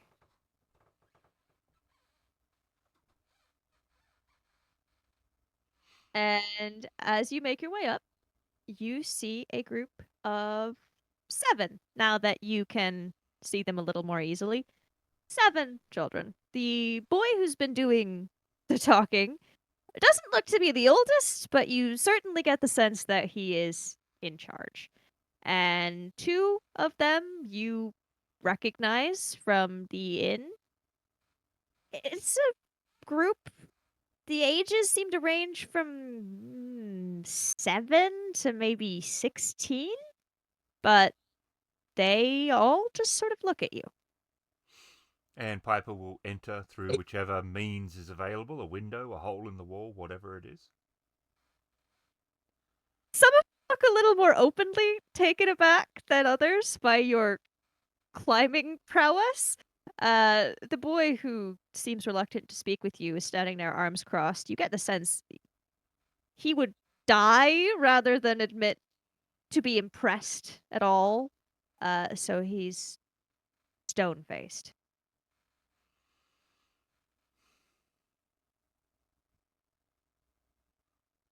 Well, now you're on our turf. So, leave. No, I will, as I do not wish to stay in a crumbling monstrosity of a clock tower that can no longer keep time. That would drive the Hatter even more mad. You could be useful, helpful, or you could be stubborn. But in the end, I Maybe will I'll get be what I want. stubborn. I'm sure you will be, but I will get what I want. And what's that? Give back the stuff. Stop stealing things. Just. You're all so boring. You are so stupid. Why would we have gone to the trouble of sending the officers on their merry way if all we were going to do was arrest you? Arrest us, but if one of mine took something of yours, you might want it back. And Well, if they would have we done got it. arrested, they would have kept it. Yeah, whatever.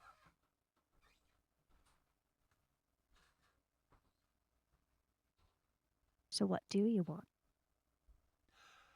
As your musicians know, we are from the church. We are investigating the missing children. And there's many whispers in the streets. You see, we're not priests, obviously. There are things that bump in the night. And our job is to get rid of them. You, Thing. the whispers have been saying, are completely connected to the missing children. You are the 7th. Of what? The ones who died 7 years ago. Which would have made 6, and 1 lived. And they what? all point to you. As does your dead mother, who is taking children each year.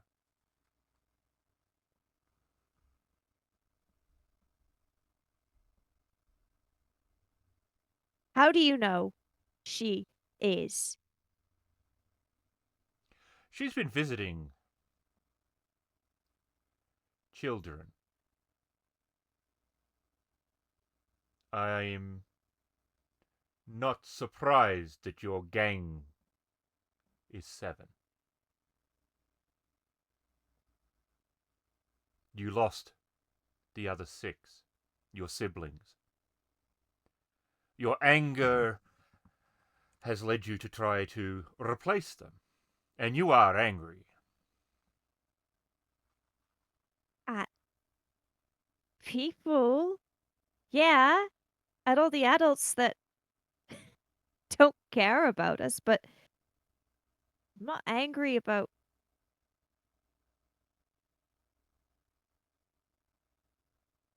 Not angry about my family. I I feel guilty. A perfectly reasonable thing to feel, if not somewhat unproductive. You were not the cause of their deaths. No, but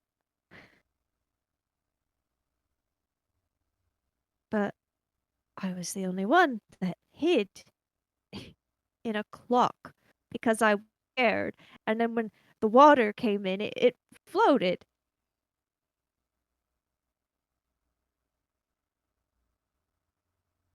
A rather smart thing to have done in the situation. It wasn't because I was smart, it was because I was scared. Oh, of course you were scared. It was a flood. And you were a child. You still are. So what do you want? We are trying to put an end to it. You are clearly not. You are clearly not without some form of compassion, as you have a gang here that you care about. I do not believe that all humanity within you, therefore, is dead, and that you will be embracing the deaths of those other children.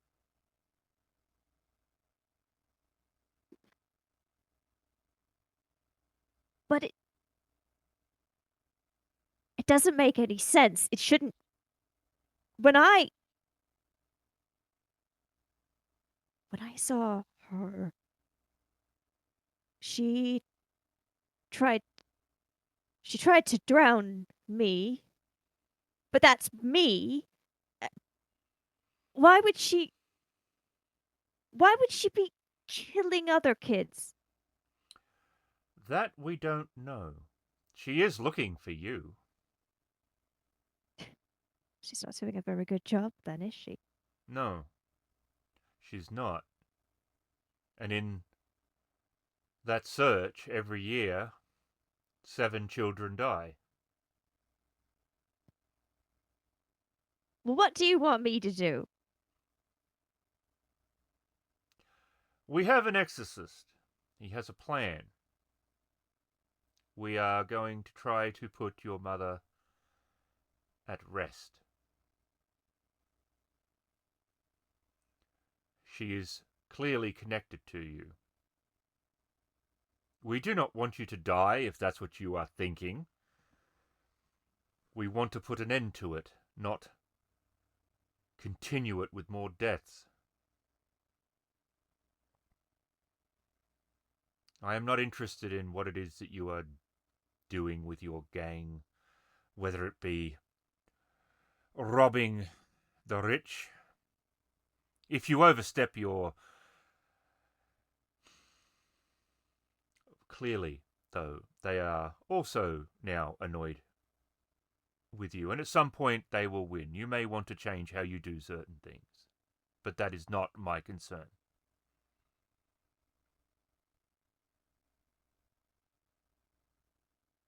So what do you want from me? I would like you to come to the old church, the monastery, the rundown one. You'll be familiar with it. It's much like this rundown church, this rundown clock tower.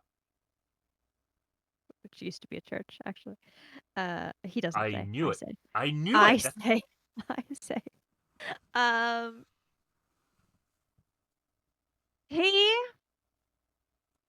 pauses and is looking at you, clearly thinking. The other kids are worried. You get the sense maybe they're aware of some of what you're talking about, but not all of it, and there's sort of some murmuring going on between them. The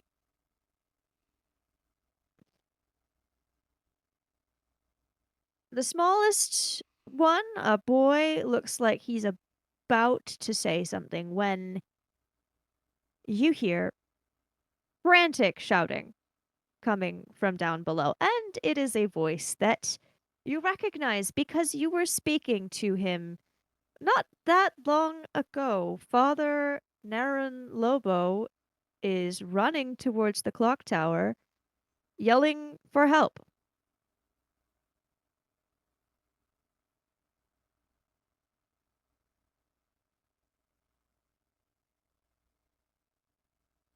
Why is it never easy?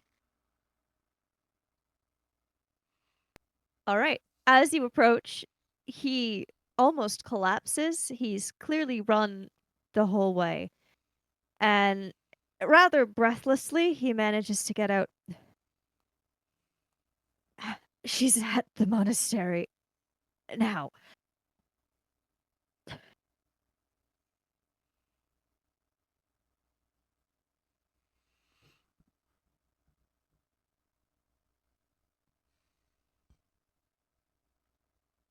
That is not good now, is it? He looks at you, wide eyed. Piper? Yes. Something's come up. And what would that be? Think of the worst case scenario.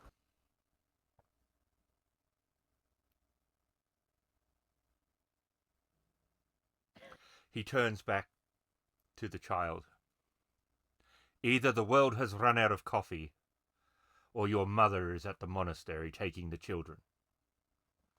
He is looking at you.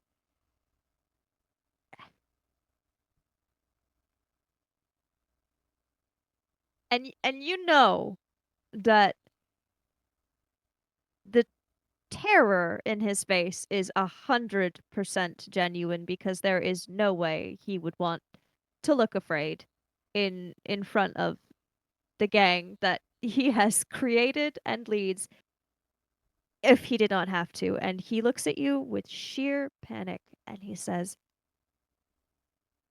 I can't, I can't, I can't see her. I'm not going. Yes, you can, and yes, you will. We need to end this. He looks at you still terrified, but with a bit of defiance in his eyes, and he says, I am not going. Piper will look briefly at James and Iskra, and then he will look to the kid, and he's like, time is of the essence, and I no longer have it to waste on you. Don't make me find you.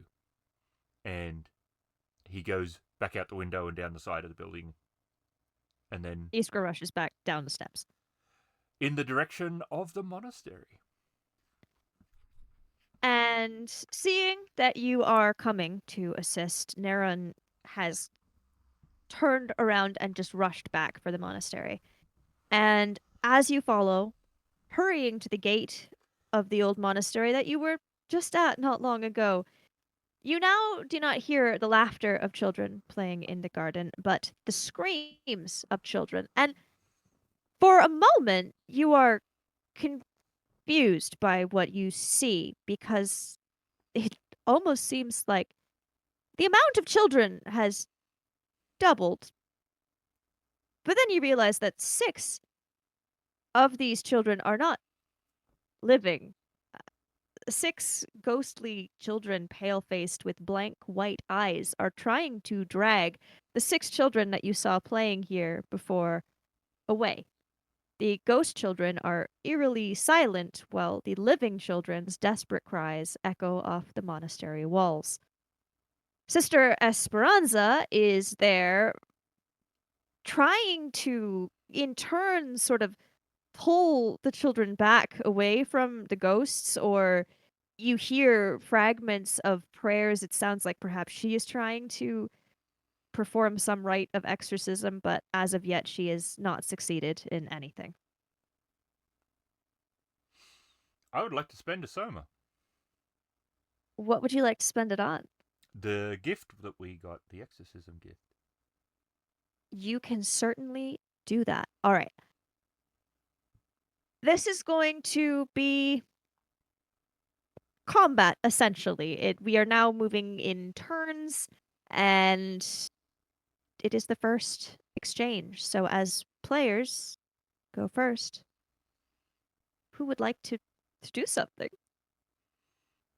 Okay, so if you're using the gift to sort of make it so that you are capable of actually harming a spirit, I would factor that into your description. But I will let you know. Can't be too easy. No. All right, the opposition level is 5. Suppose it's success, like full success, no disadvantage, Outcome, or just standard outcome. standard outcome. Yeah. All right, so then you need 6 successes to get that. Um, you was it your sword fighting descriptor that you upgraded to a specialization? Yes.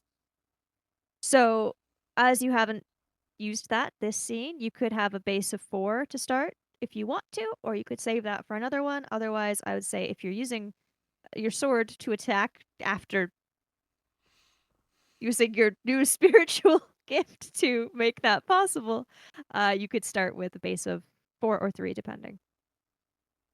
I would like to use it. Why not? Okay. So what is that? Roll 3 So you need 2 additional or successes. 2? Whether you Okay. want to spend Soma or roll, you will need 2 more. Ooh. So you have successfully met what you need for a standard outcome. So no cost, just goes how you want. So what's that look like? James will mutter a chant as his sword starts to glow a little, and he will lunge forward with a strike. It doesn't appear to do physical damage, but the ghost definitely feels the pain. And as your blade pierces through this ghostly child, and it is a bit of an odd, not, not the same resistance you are used to when attacking somebody with a sword, it lets out a shriek and then seems to dissipate, not into smoke or vapor as you would expect, but water. And a pool of water is on the ground where the spirit was, and the child that it had been attempting to drag away runs over to where Sister Esperanza is. There are now 5 ghostly children in the monastery courtyard. All right, he will try to harm one of them. Okay, you need a 5. That's the opposition level. You need a 5 for outcome with cost, 6 for standard outcome, and 7 for outcome with an increment. Success. Very good. And Which were you going for? that was a total of 6. So Okay, so standard outcome. All right, what's it look like? he looks at one of the children and he doesn't really want to cause it harm, but he needs to free the other child. He murmurs the incantation and he walks forward, extending his hand towards it And as he gets closer, the apparition starts to loosen its grip and then, almost like it was intimidated, starts to back away. And as he gets closer, it suddenly splashes into the pool of water.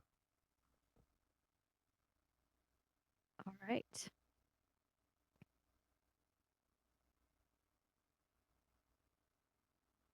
Iskra is finding that she probably should have paid attention when the exorcism rites were being taught. But as she technically isn't a player character, I didn't think she could do that. So she is rather unsuccessfully biting at a ghost child who does not seem to be affected. Not that that stops her from continuing to try.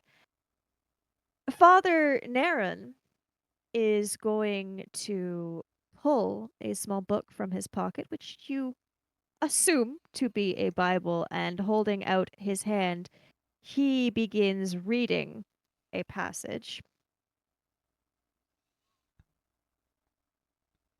As I remind myself of his gift.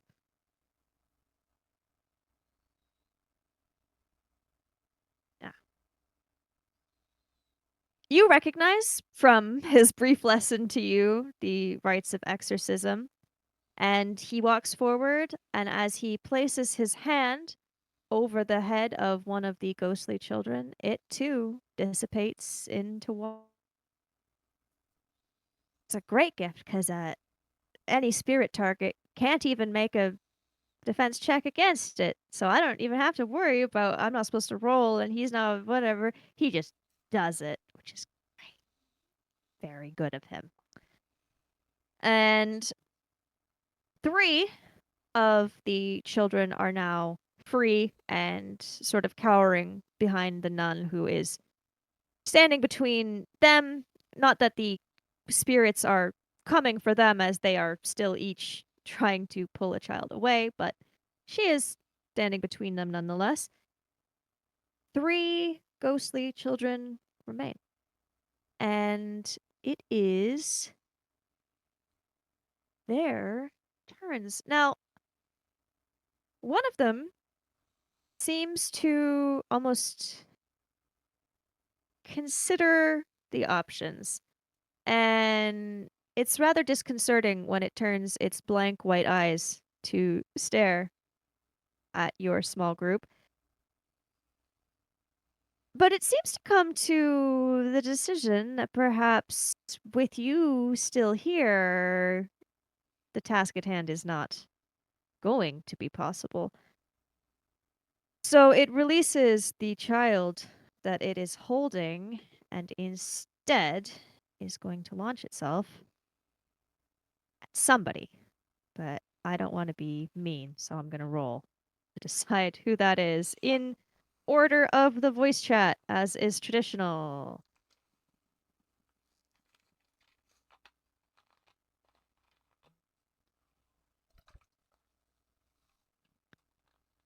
That's Piper.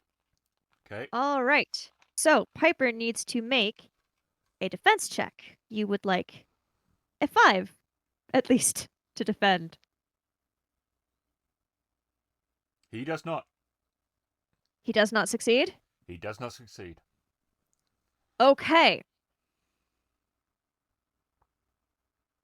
As the spirit child throws itself towards you, you see the transformation that you have seen the others go through when they've been dispelled happen, but almost in slow motion. What looked like the ghostly form of a child turns into river water, which envelops you.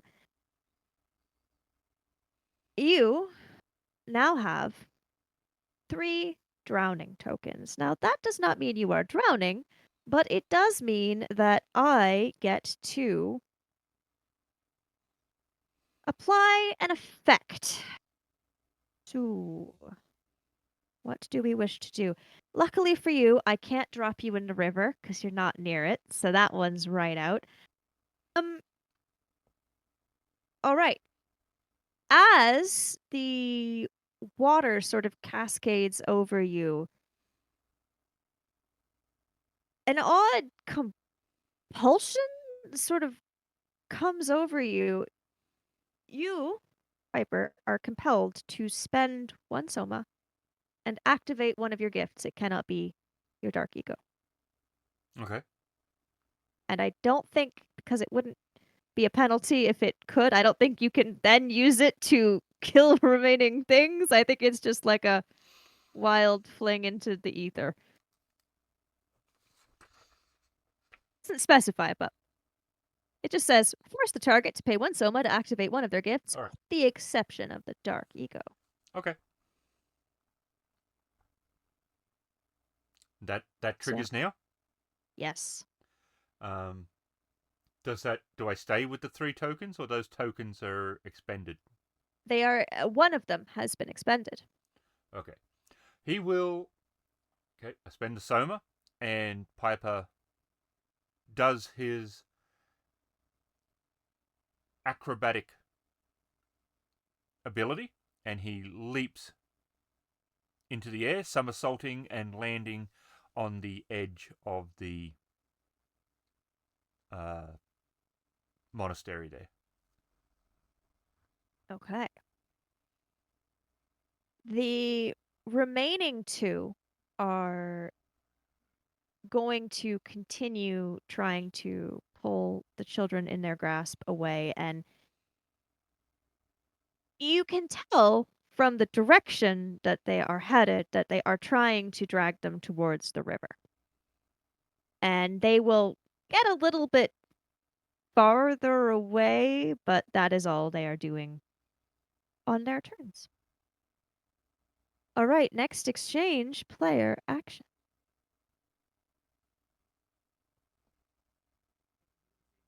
And I would like to do the same thing as I did last time, but I guess with one less success and roll more die. Yeah, one less base success since you used your specialization the last time. Yep. Have at it. There you go. Oh, that's a 1. All right, so that hasn't worked out for you. What happens?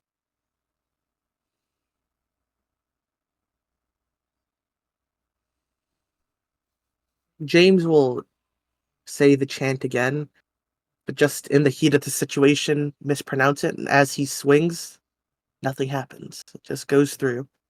All right. Piper. I would like to spend 2 soma with my 3 to get an outcome with cost. Okay. Go for it. He drops down and rolls, coming to his feet. He extends his hand as he murmurs the incantation, and it again causes the apparition to reel back away from him and then burst into a large puddle of water. The cost is he won't be able to engage the last one next turn. He's in a Okay. not great position to do that. Okay. Iskra, for her part, has given up trying to bite what is essentially air or water, depending, and has taken up the new tactic of instead having grabbed onto the arm of the last child who is being pulled and pulling against the spirit, which is having more of an effect. She has not entirely stopped it, but is slowing it down some, which Father Neron will use to his advantage as he was not quite so far ahead, but he is able to catch up to the last child and spirit. And with a very exhausted and desperate sounding voice, recite again the rites of exorcism. And as he does so, the last spirit is gone, leaving a pool of water where it was. And there is quiet.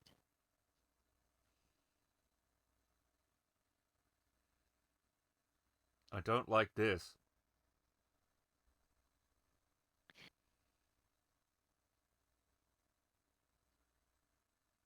Sister Esperanza and Father Nick frantically checking the children for injury when you notice the sound of small, quick footsteps making their way towards you.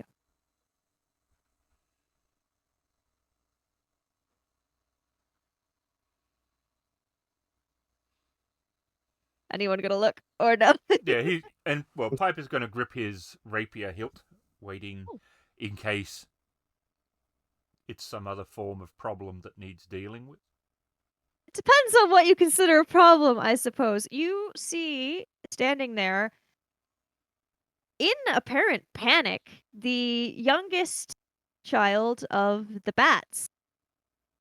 He has apparently run here from the clock tower, and he is looking around a little unclear on perhaps the scene happening here, but he sees you and he says, the ghost took Pepe.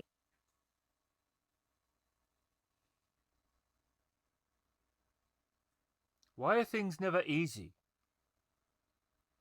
Because the adventure wants it to be that way. Do you know where? My assumption is the old house, but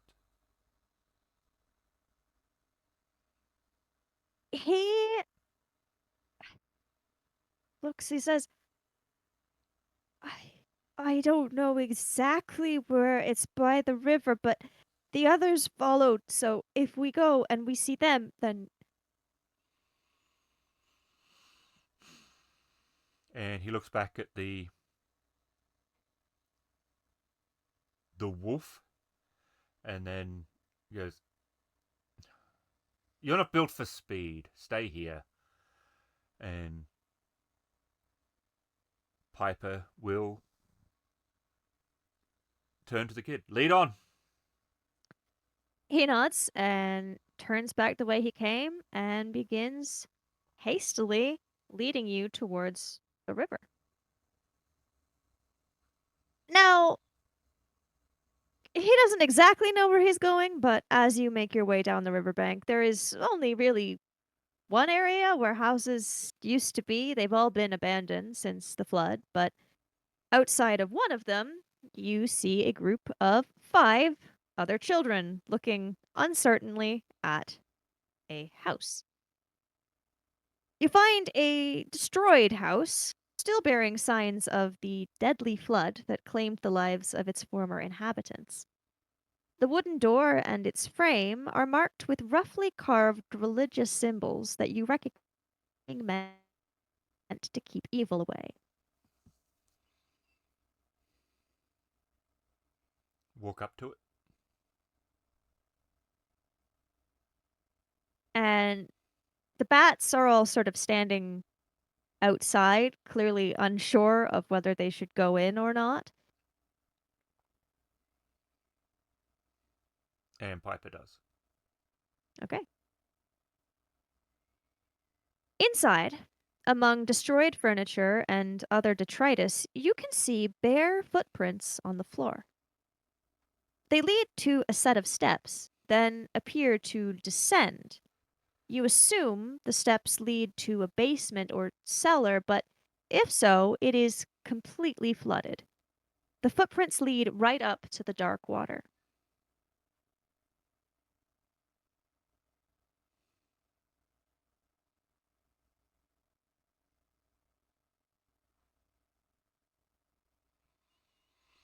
I don't like this, Hook.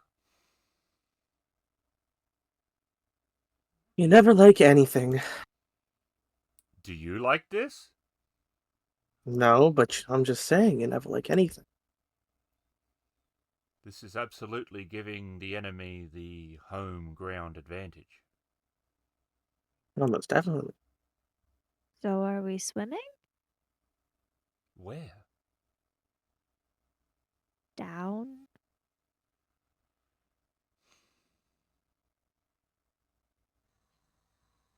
I am exceptional at many things, but breathing underwater is not one of them.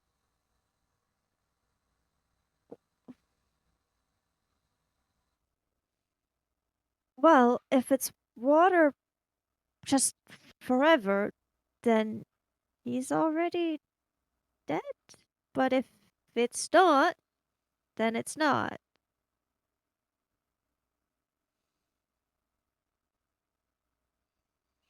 Piper goes into the water thinking this is a very bad idea. All right. Into it fully submerging or just stepping into it? Stepping, seeing how deep it is and where, like, is it just the basement or? You can't tell from here. The steps continue down into the water, but in order to tell sort of anything about how deep it is, you would have to go under. No, you'll do that. Stepping. Oh, all right. As you enter the water, you are struck by a deep, bone chilling cold. Once that shock has passed, you notice an odd sensation. The water is moving around you. Not with currents, as you would expect, not even a whirlpool trying to pull you down, which would still be an understandable way for water to behave. It seems to be coiling around you like ice cold tendrils, and then you are suddenly hit by an incredible amount of pressure as the water begins trying to force its way into your mouth and nose. Please make a defense check. The opposition level is a 5. You continue diving down through the water, fighting against the cold and the pressure, and eventually break through the water on the other side, falling down into a cellar room. After a little bit, he would have gone down after him. And Iskra's not staying by herself. So, all right, you do also need to make a defense check. And I suppose technically Iskra should be a player character, so I will make one for Iskra. That's a lull. Okay. Iskra's gonna spend 2 soma, and I rolled 2 dice for her, bringing her to 5. So she will also have an outcome with cost. How much is it? The opposition level's 5. 5. Success. Okay. The Yay. same thing happens for Iskra and James. It is tough to push against the cold water, which seems to be actively both not necessarily trying to repel you. It is neither trying to push you up or pull you down. It seems determined to keep you exactly in the center and drown you there. But you are able to fight against it, and eventually you two drop down into a room that is not underwater. In one corner, you see the remains of 6 small bodies huddled together.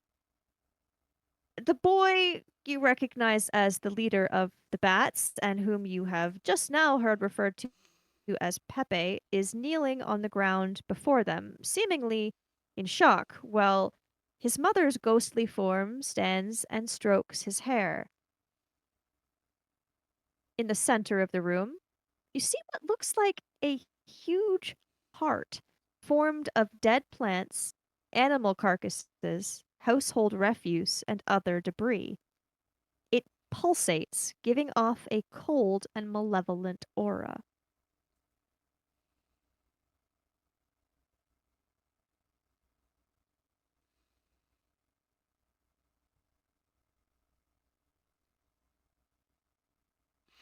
And Piper will land heavily, and he will Okay. have to take a moment to come to his feet.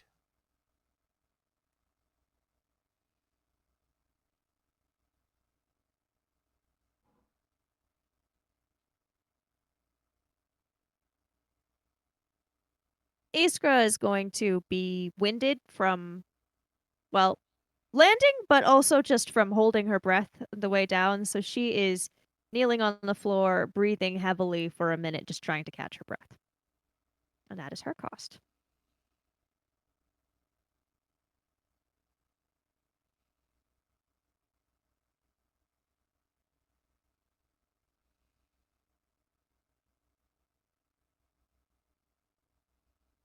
And the ghostly figure does not seem to have noticed you, or if she has, she doesn't seem to care.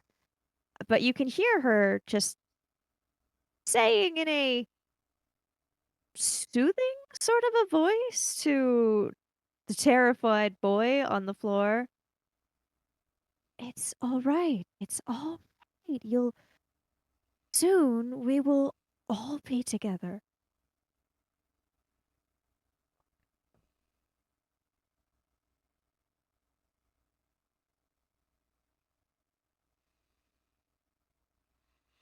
He will slide his rapier from its scabbard. All right. And what would you like to do? It's probably the start of an exchange. It just might be. He's going to try to stab the heart. Oh, very nice. Okay. That's going to be an opposition level of 3. I have 3.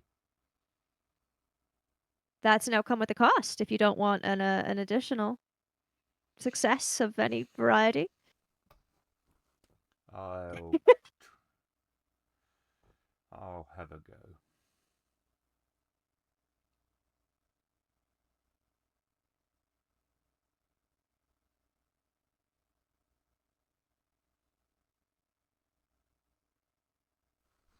Success.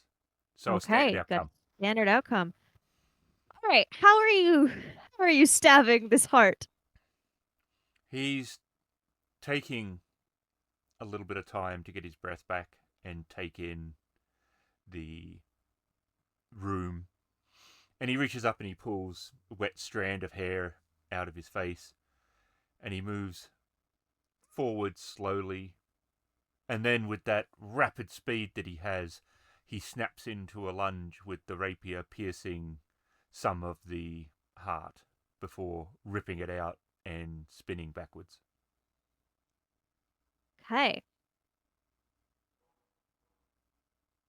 The heart, which has almost been beating, it's a regular rhythm, although not spaced as you would expect a heartbeat to be. It is a little slower than that.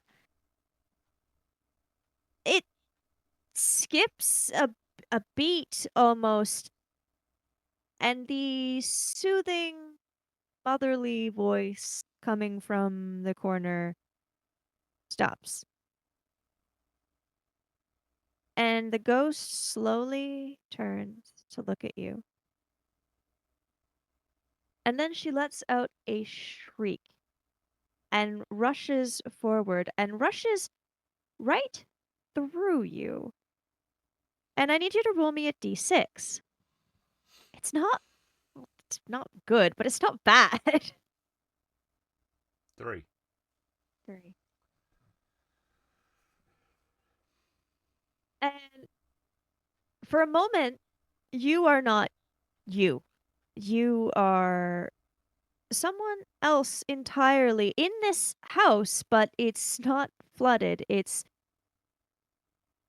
not very fancy. It's just a house, but it feels like home. And you see yourself returning to this house, and as soon as you open the door, a little girl is standing there, just eyes wide with expectation. And she looks up at you and says, "Did you get it?" And you feel yourself smile and you say, "Of course, Lola, here is your new book." And the girl's eyes light up as she takes the book, and then the memory fades. And as you come back to yourself, you notice tears in your eyes. And from everyone else's perspective, Piper stood there just for a moment, tears rushing down his face, and then seemed to come back to himself.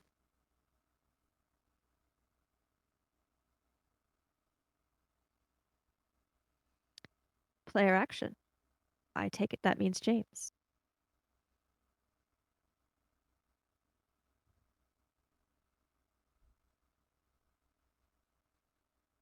James would like to also stab the heart, seeing as that worked. All right. Your opposition level is also 3. Yay! I'm not gonna. It's now 7. Sorry. Yeah. Once you Yeah. hit it once, it's.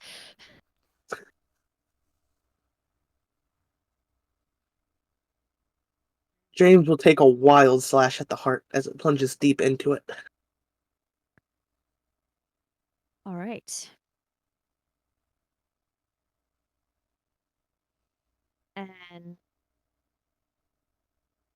the figure shrieks again, and the pulsating of the heart seems to pick up in speed. It's getting faster, and more waves of sort of a cold energy seem to be coming off of it.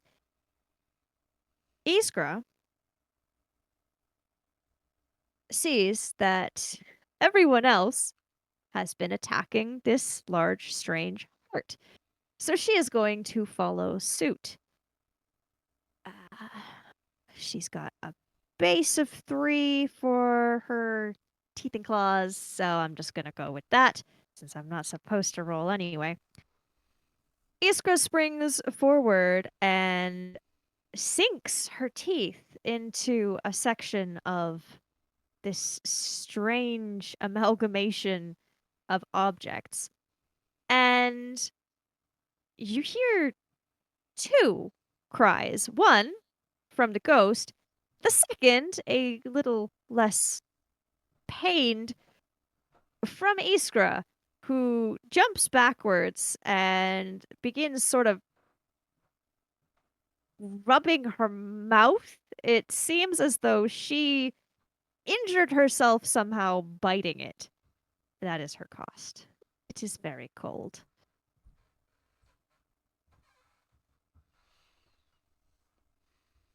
All right. And Pepe is still kneeling on the ground, but all the activity seems to have sort of shaken him a little out of whatever shock he was in.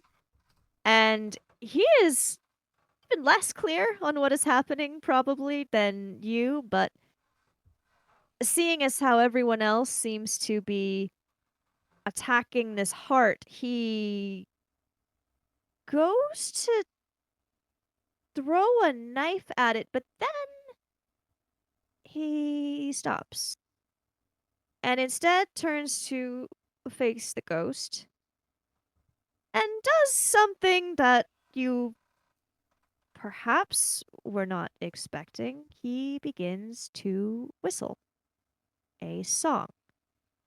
And as he does so, the spirit, while still clearly agitated, seems to slow and pause almost to listen and is not moving quite so erratically around the room. And I am going to say that there is a penalty to her now, which will lower your defense check, which is great because it's her turn. And Piper got attacked last time. Let's be fair. James, you need to make a defense check. The opposition level, well, that's going to be a 5.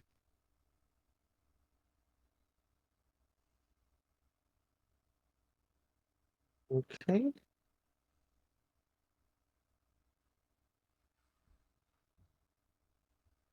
I fail. You failed? Yep. That is okay. She picks up one of the pieces of the heart, which was dislodged, which is a chunk of wood. It looks almost like a table leg, and she throws it directly at you, striking you on the shoulder. You will suffer 1 wound. All right. Next exchange, player action.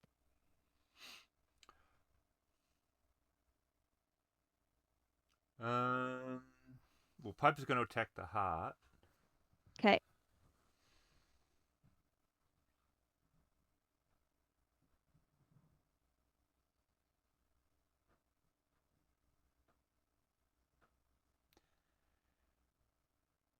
And that is a outcome with increment. Very good. All right. What do you want your increment to be? No idea. You can deal an additional wound. You He will can. deal. Yep, he'll deal an additional wound. That makes sense. So Okay. he will visibly upset with the entire situation. He will, though, dart forward and stab the heart, and then as he spins back, will cut upwards, the blade slicing into its mass. All right. The heartbeat, which had previously quickened, is now slow and irregular. The waves of energy coming off it seem to be lessening, and the spirit lets out a cry again as you stab the heart, but it it's quieter, or there's less intensity. She seems almost confused. Player action. James will stab the heart again. Great. You need a 3 to do with cost, or you could do 4 for standard outcome, or you could do 5 for an increment. Success. Success. Okay. Is it standard outcome? Is it outcome with cost? Standard outcome. Standard outcome. Okay.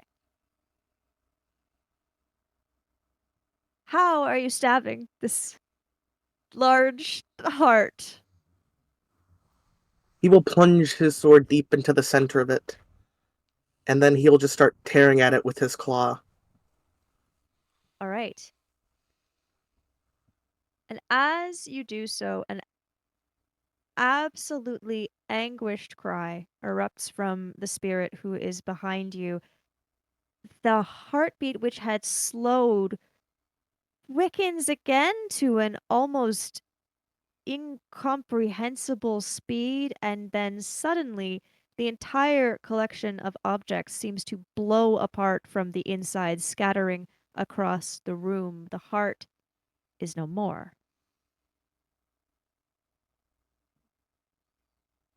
And the spirit is still there, but she is just there. She isn't currently doing anything.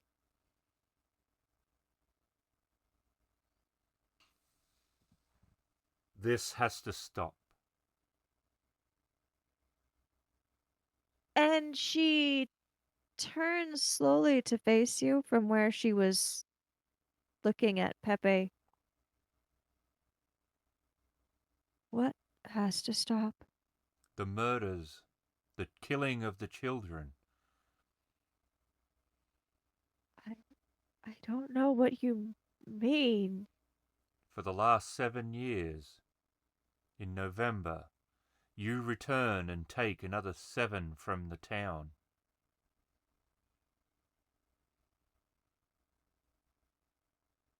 Take no. I am looking for my children. 6 of them are dead. The other is here. But in that search you have taken quite a number. She wants to look at her son and then back at you. And her eyes are full of tears. And she says, I don't understand.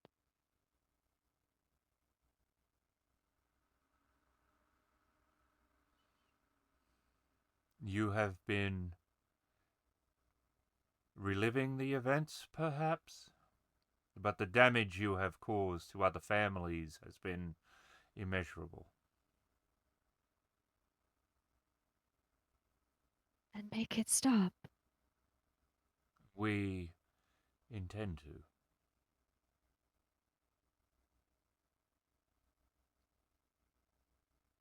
She just stares at you.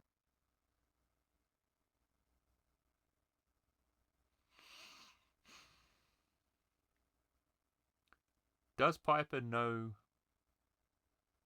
either from what we were just taught and from the other things we've done, how to put a spirit at rest?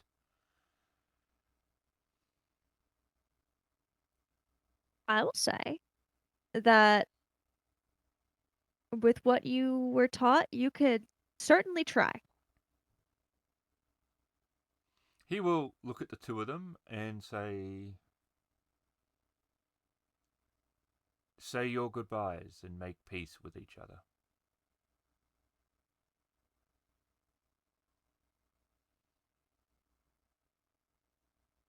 They look at each other and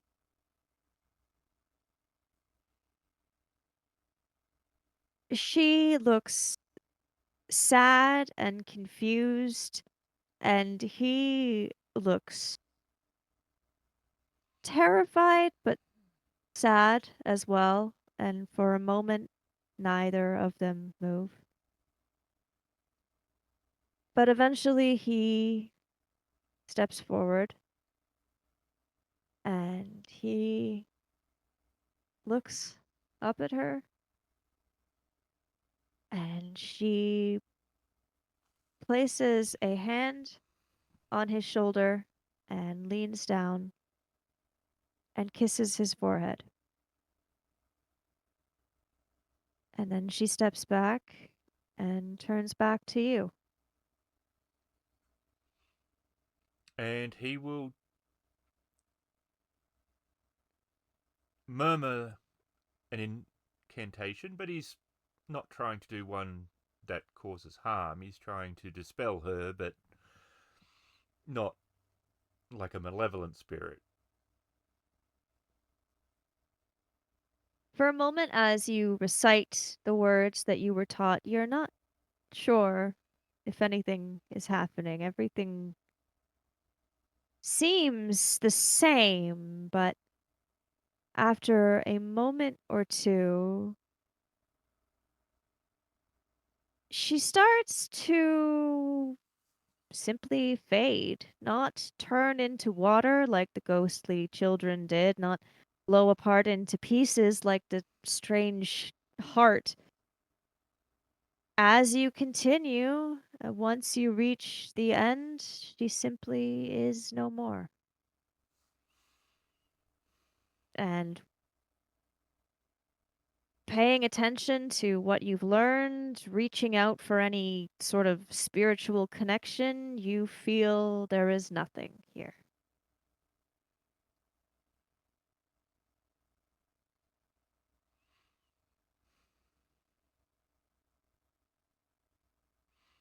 And Piper will turn back to the boy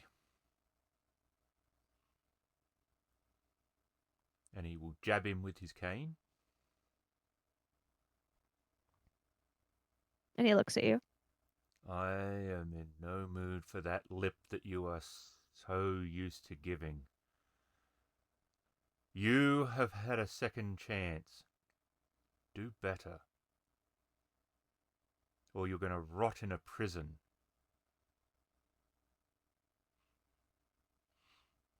And he turns and starts to try to find out how the hell to get out of this basement. As you have that thought, you realize that whatever was holding the water where it was is gone. Mm-hmm. And the water begins to flood down the stairs, filling this basement room. It is river water now. There is nothing dark or cold about it beyond the normal chill of river water. But it does begin to fill the basement. Can you swim? You asking the boy? He nods. He points. And both he and Iskra begin making their way up. First walking, and then as the water rises, swimming.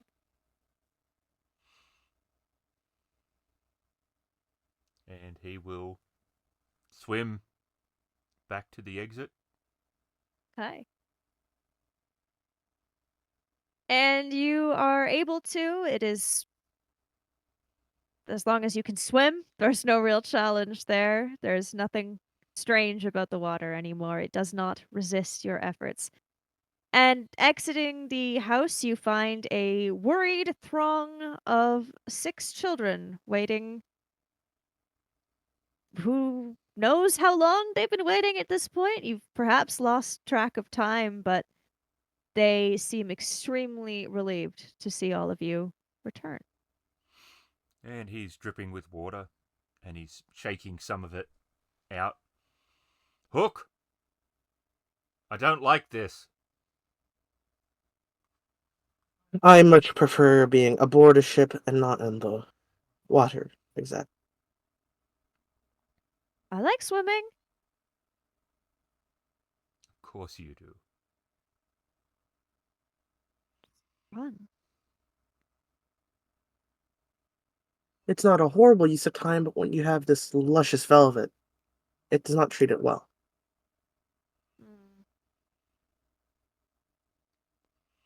And the bats are all sort of checking over Pepe, making sure he is all in one piece. They were clearly very worried and remain worried, not because he's injured, but because he is acting very unlike himself. But everyone here is alive.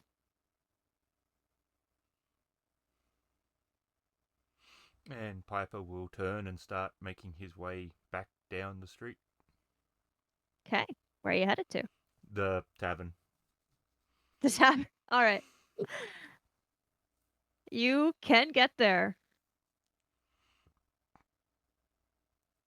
And a few people perhaps look at you as you walk in completely sopping wet, but they don't say anything about it.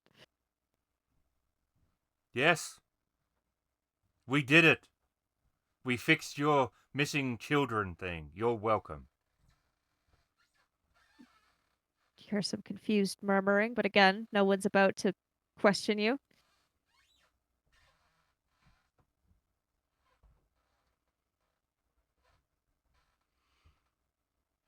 And he will get a coffee and sit next to the fire to dry out. All right, you can do so.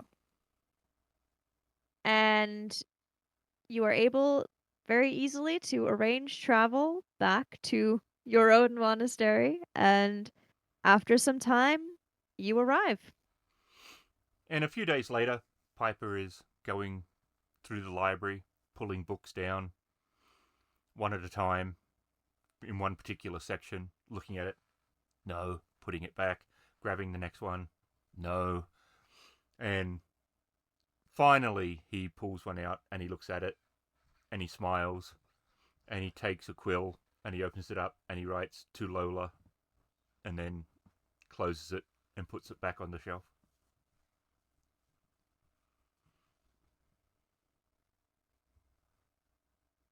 Very good.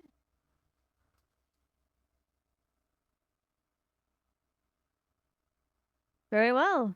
It is the end. You are able to make a report to Father Mateo. It was something mystical after all. So whoever had the intuition to pass the letter along did their job. You do not think that the city of Murcia will suffer from quite the same issue of missing children, although from what you have heard of it, there will still be missing children, just not taken by a ghost, probably. And that is at least something. You do receive a letter eventually of thanks from Maria Rosa on behalf of all the families who had contacted you, and you also hear from Father Neron that all of the children who were staying at their monastery have since returned to their homes, and that he and Sister Esperanza have moved on as they are rather transitory exorcist type church people rather than staying at one church people. Don't know how that fits in with any actual thing, but that's what they are. And that is the end of that story. All right. So that was the scenario A Mother's Heart from the Lost Stories expansion for the Broken Tales role playing game. Thank you very much for listening, and thanks very much to the World Anvil Publishing for collaborating with us on this and letting us play this before it's even released. That was very cool of you. For anyone who's interested in playing Broken Tales, you can definitely look at the World Anvil Publishing's website for all the information about the books there. And Lost Stories, you can pre order because that is coming out later this year. I am very excited. So, thank you again to everyone involved. Thank you to the two of you for putting up with the strange stories that I make you be in. And have a good day to all.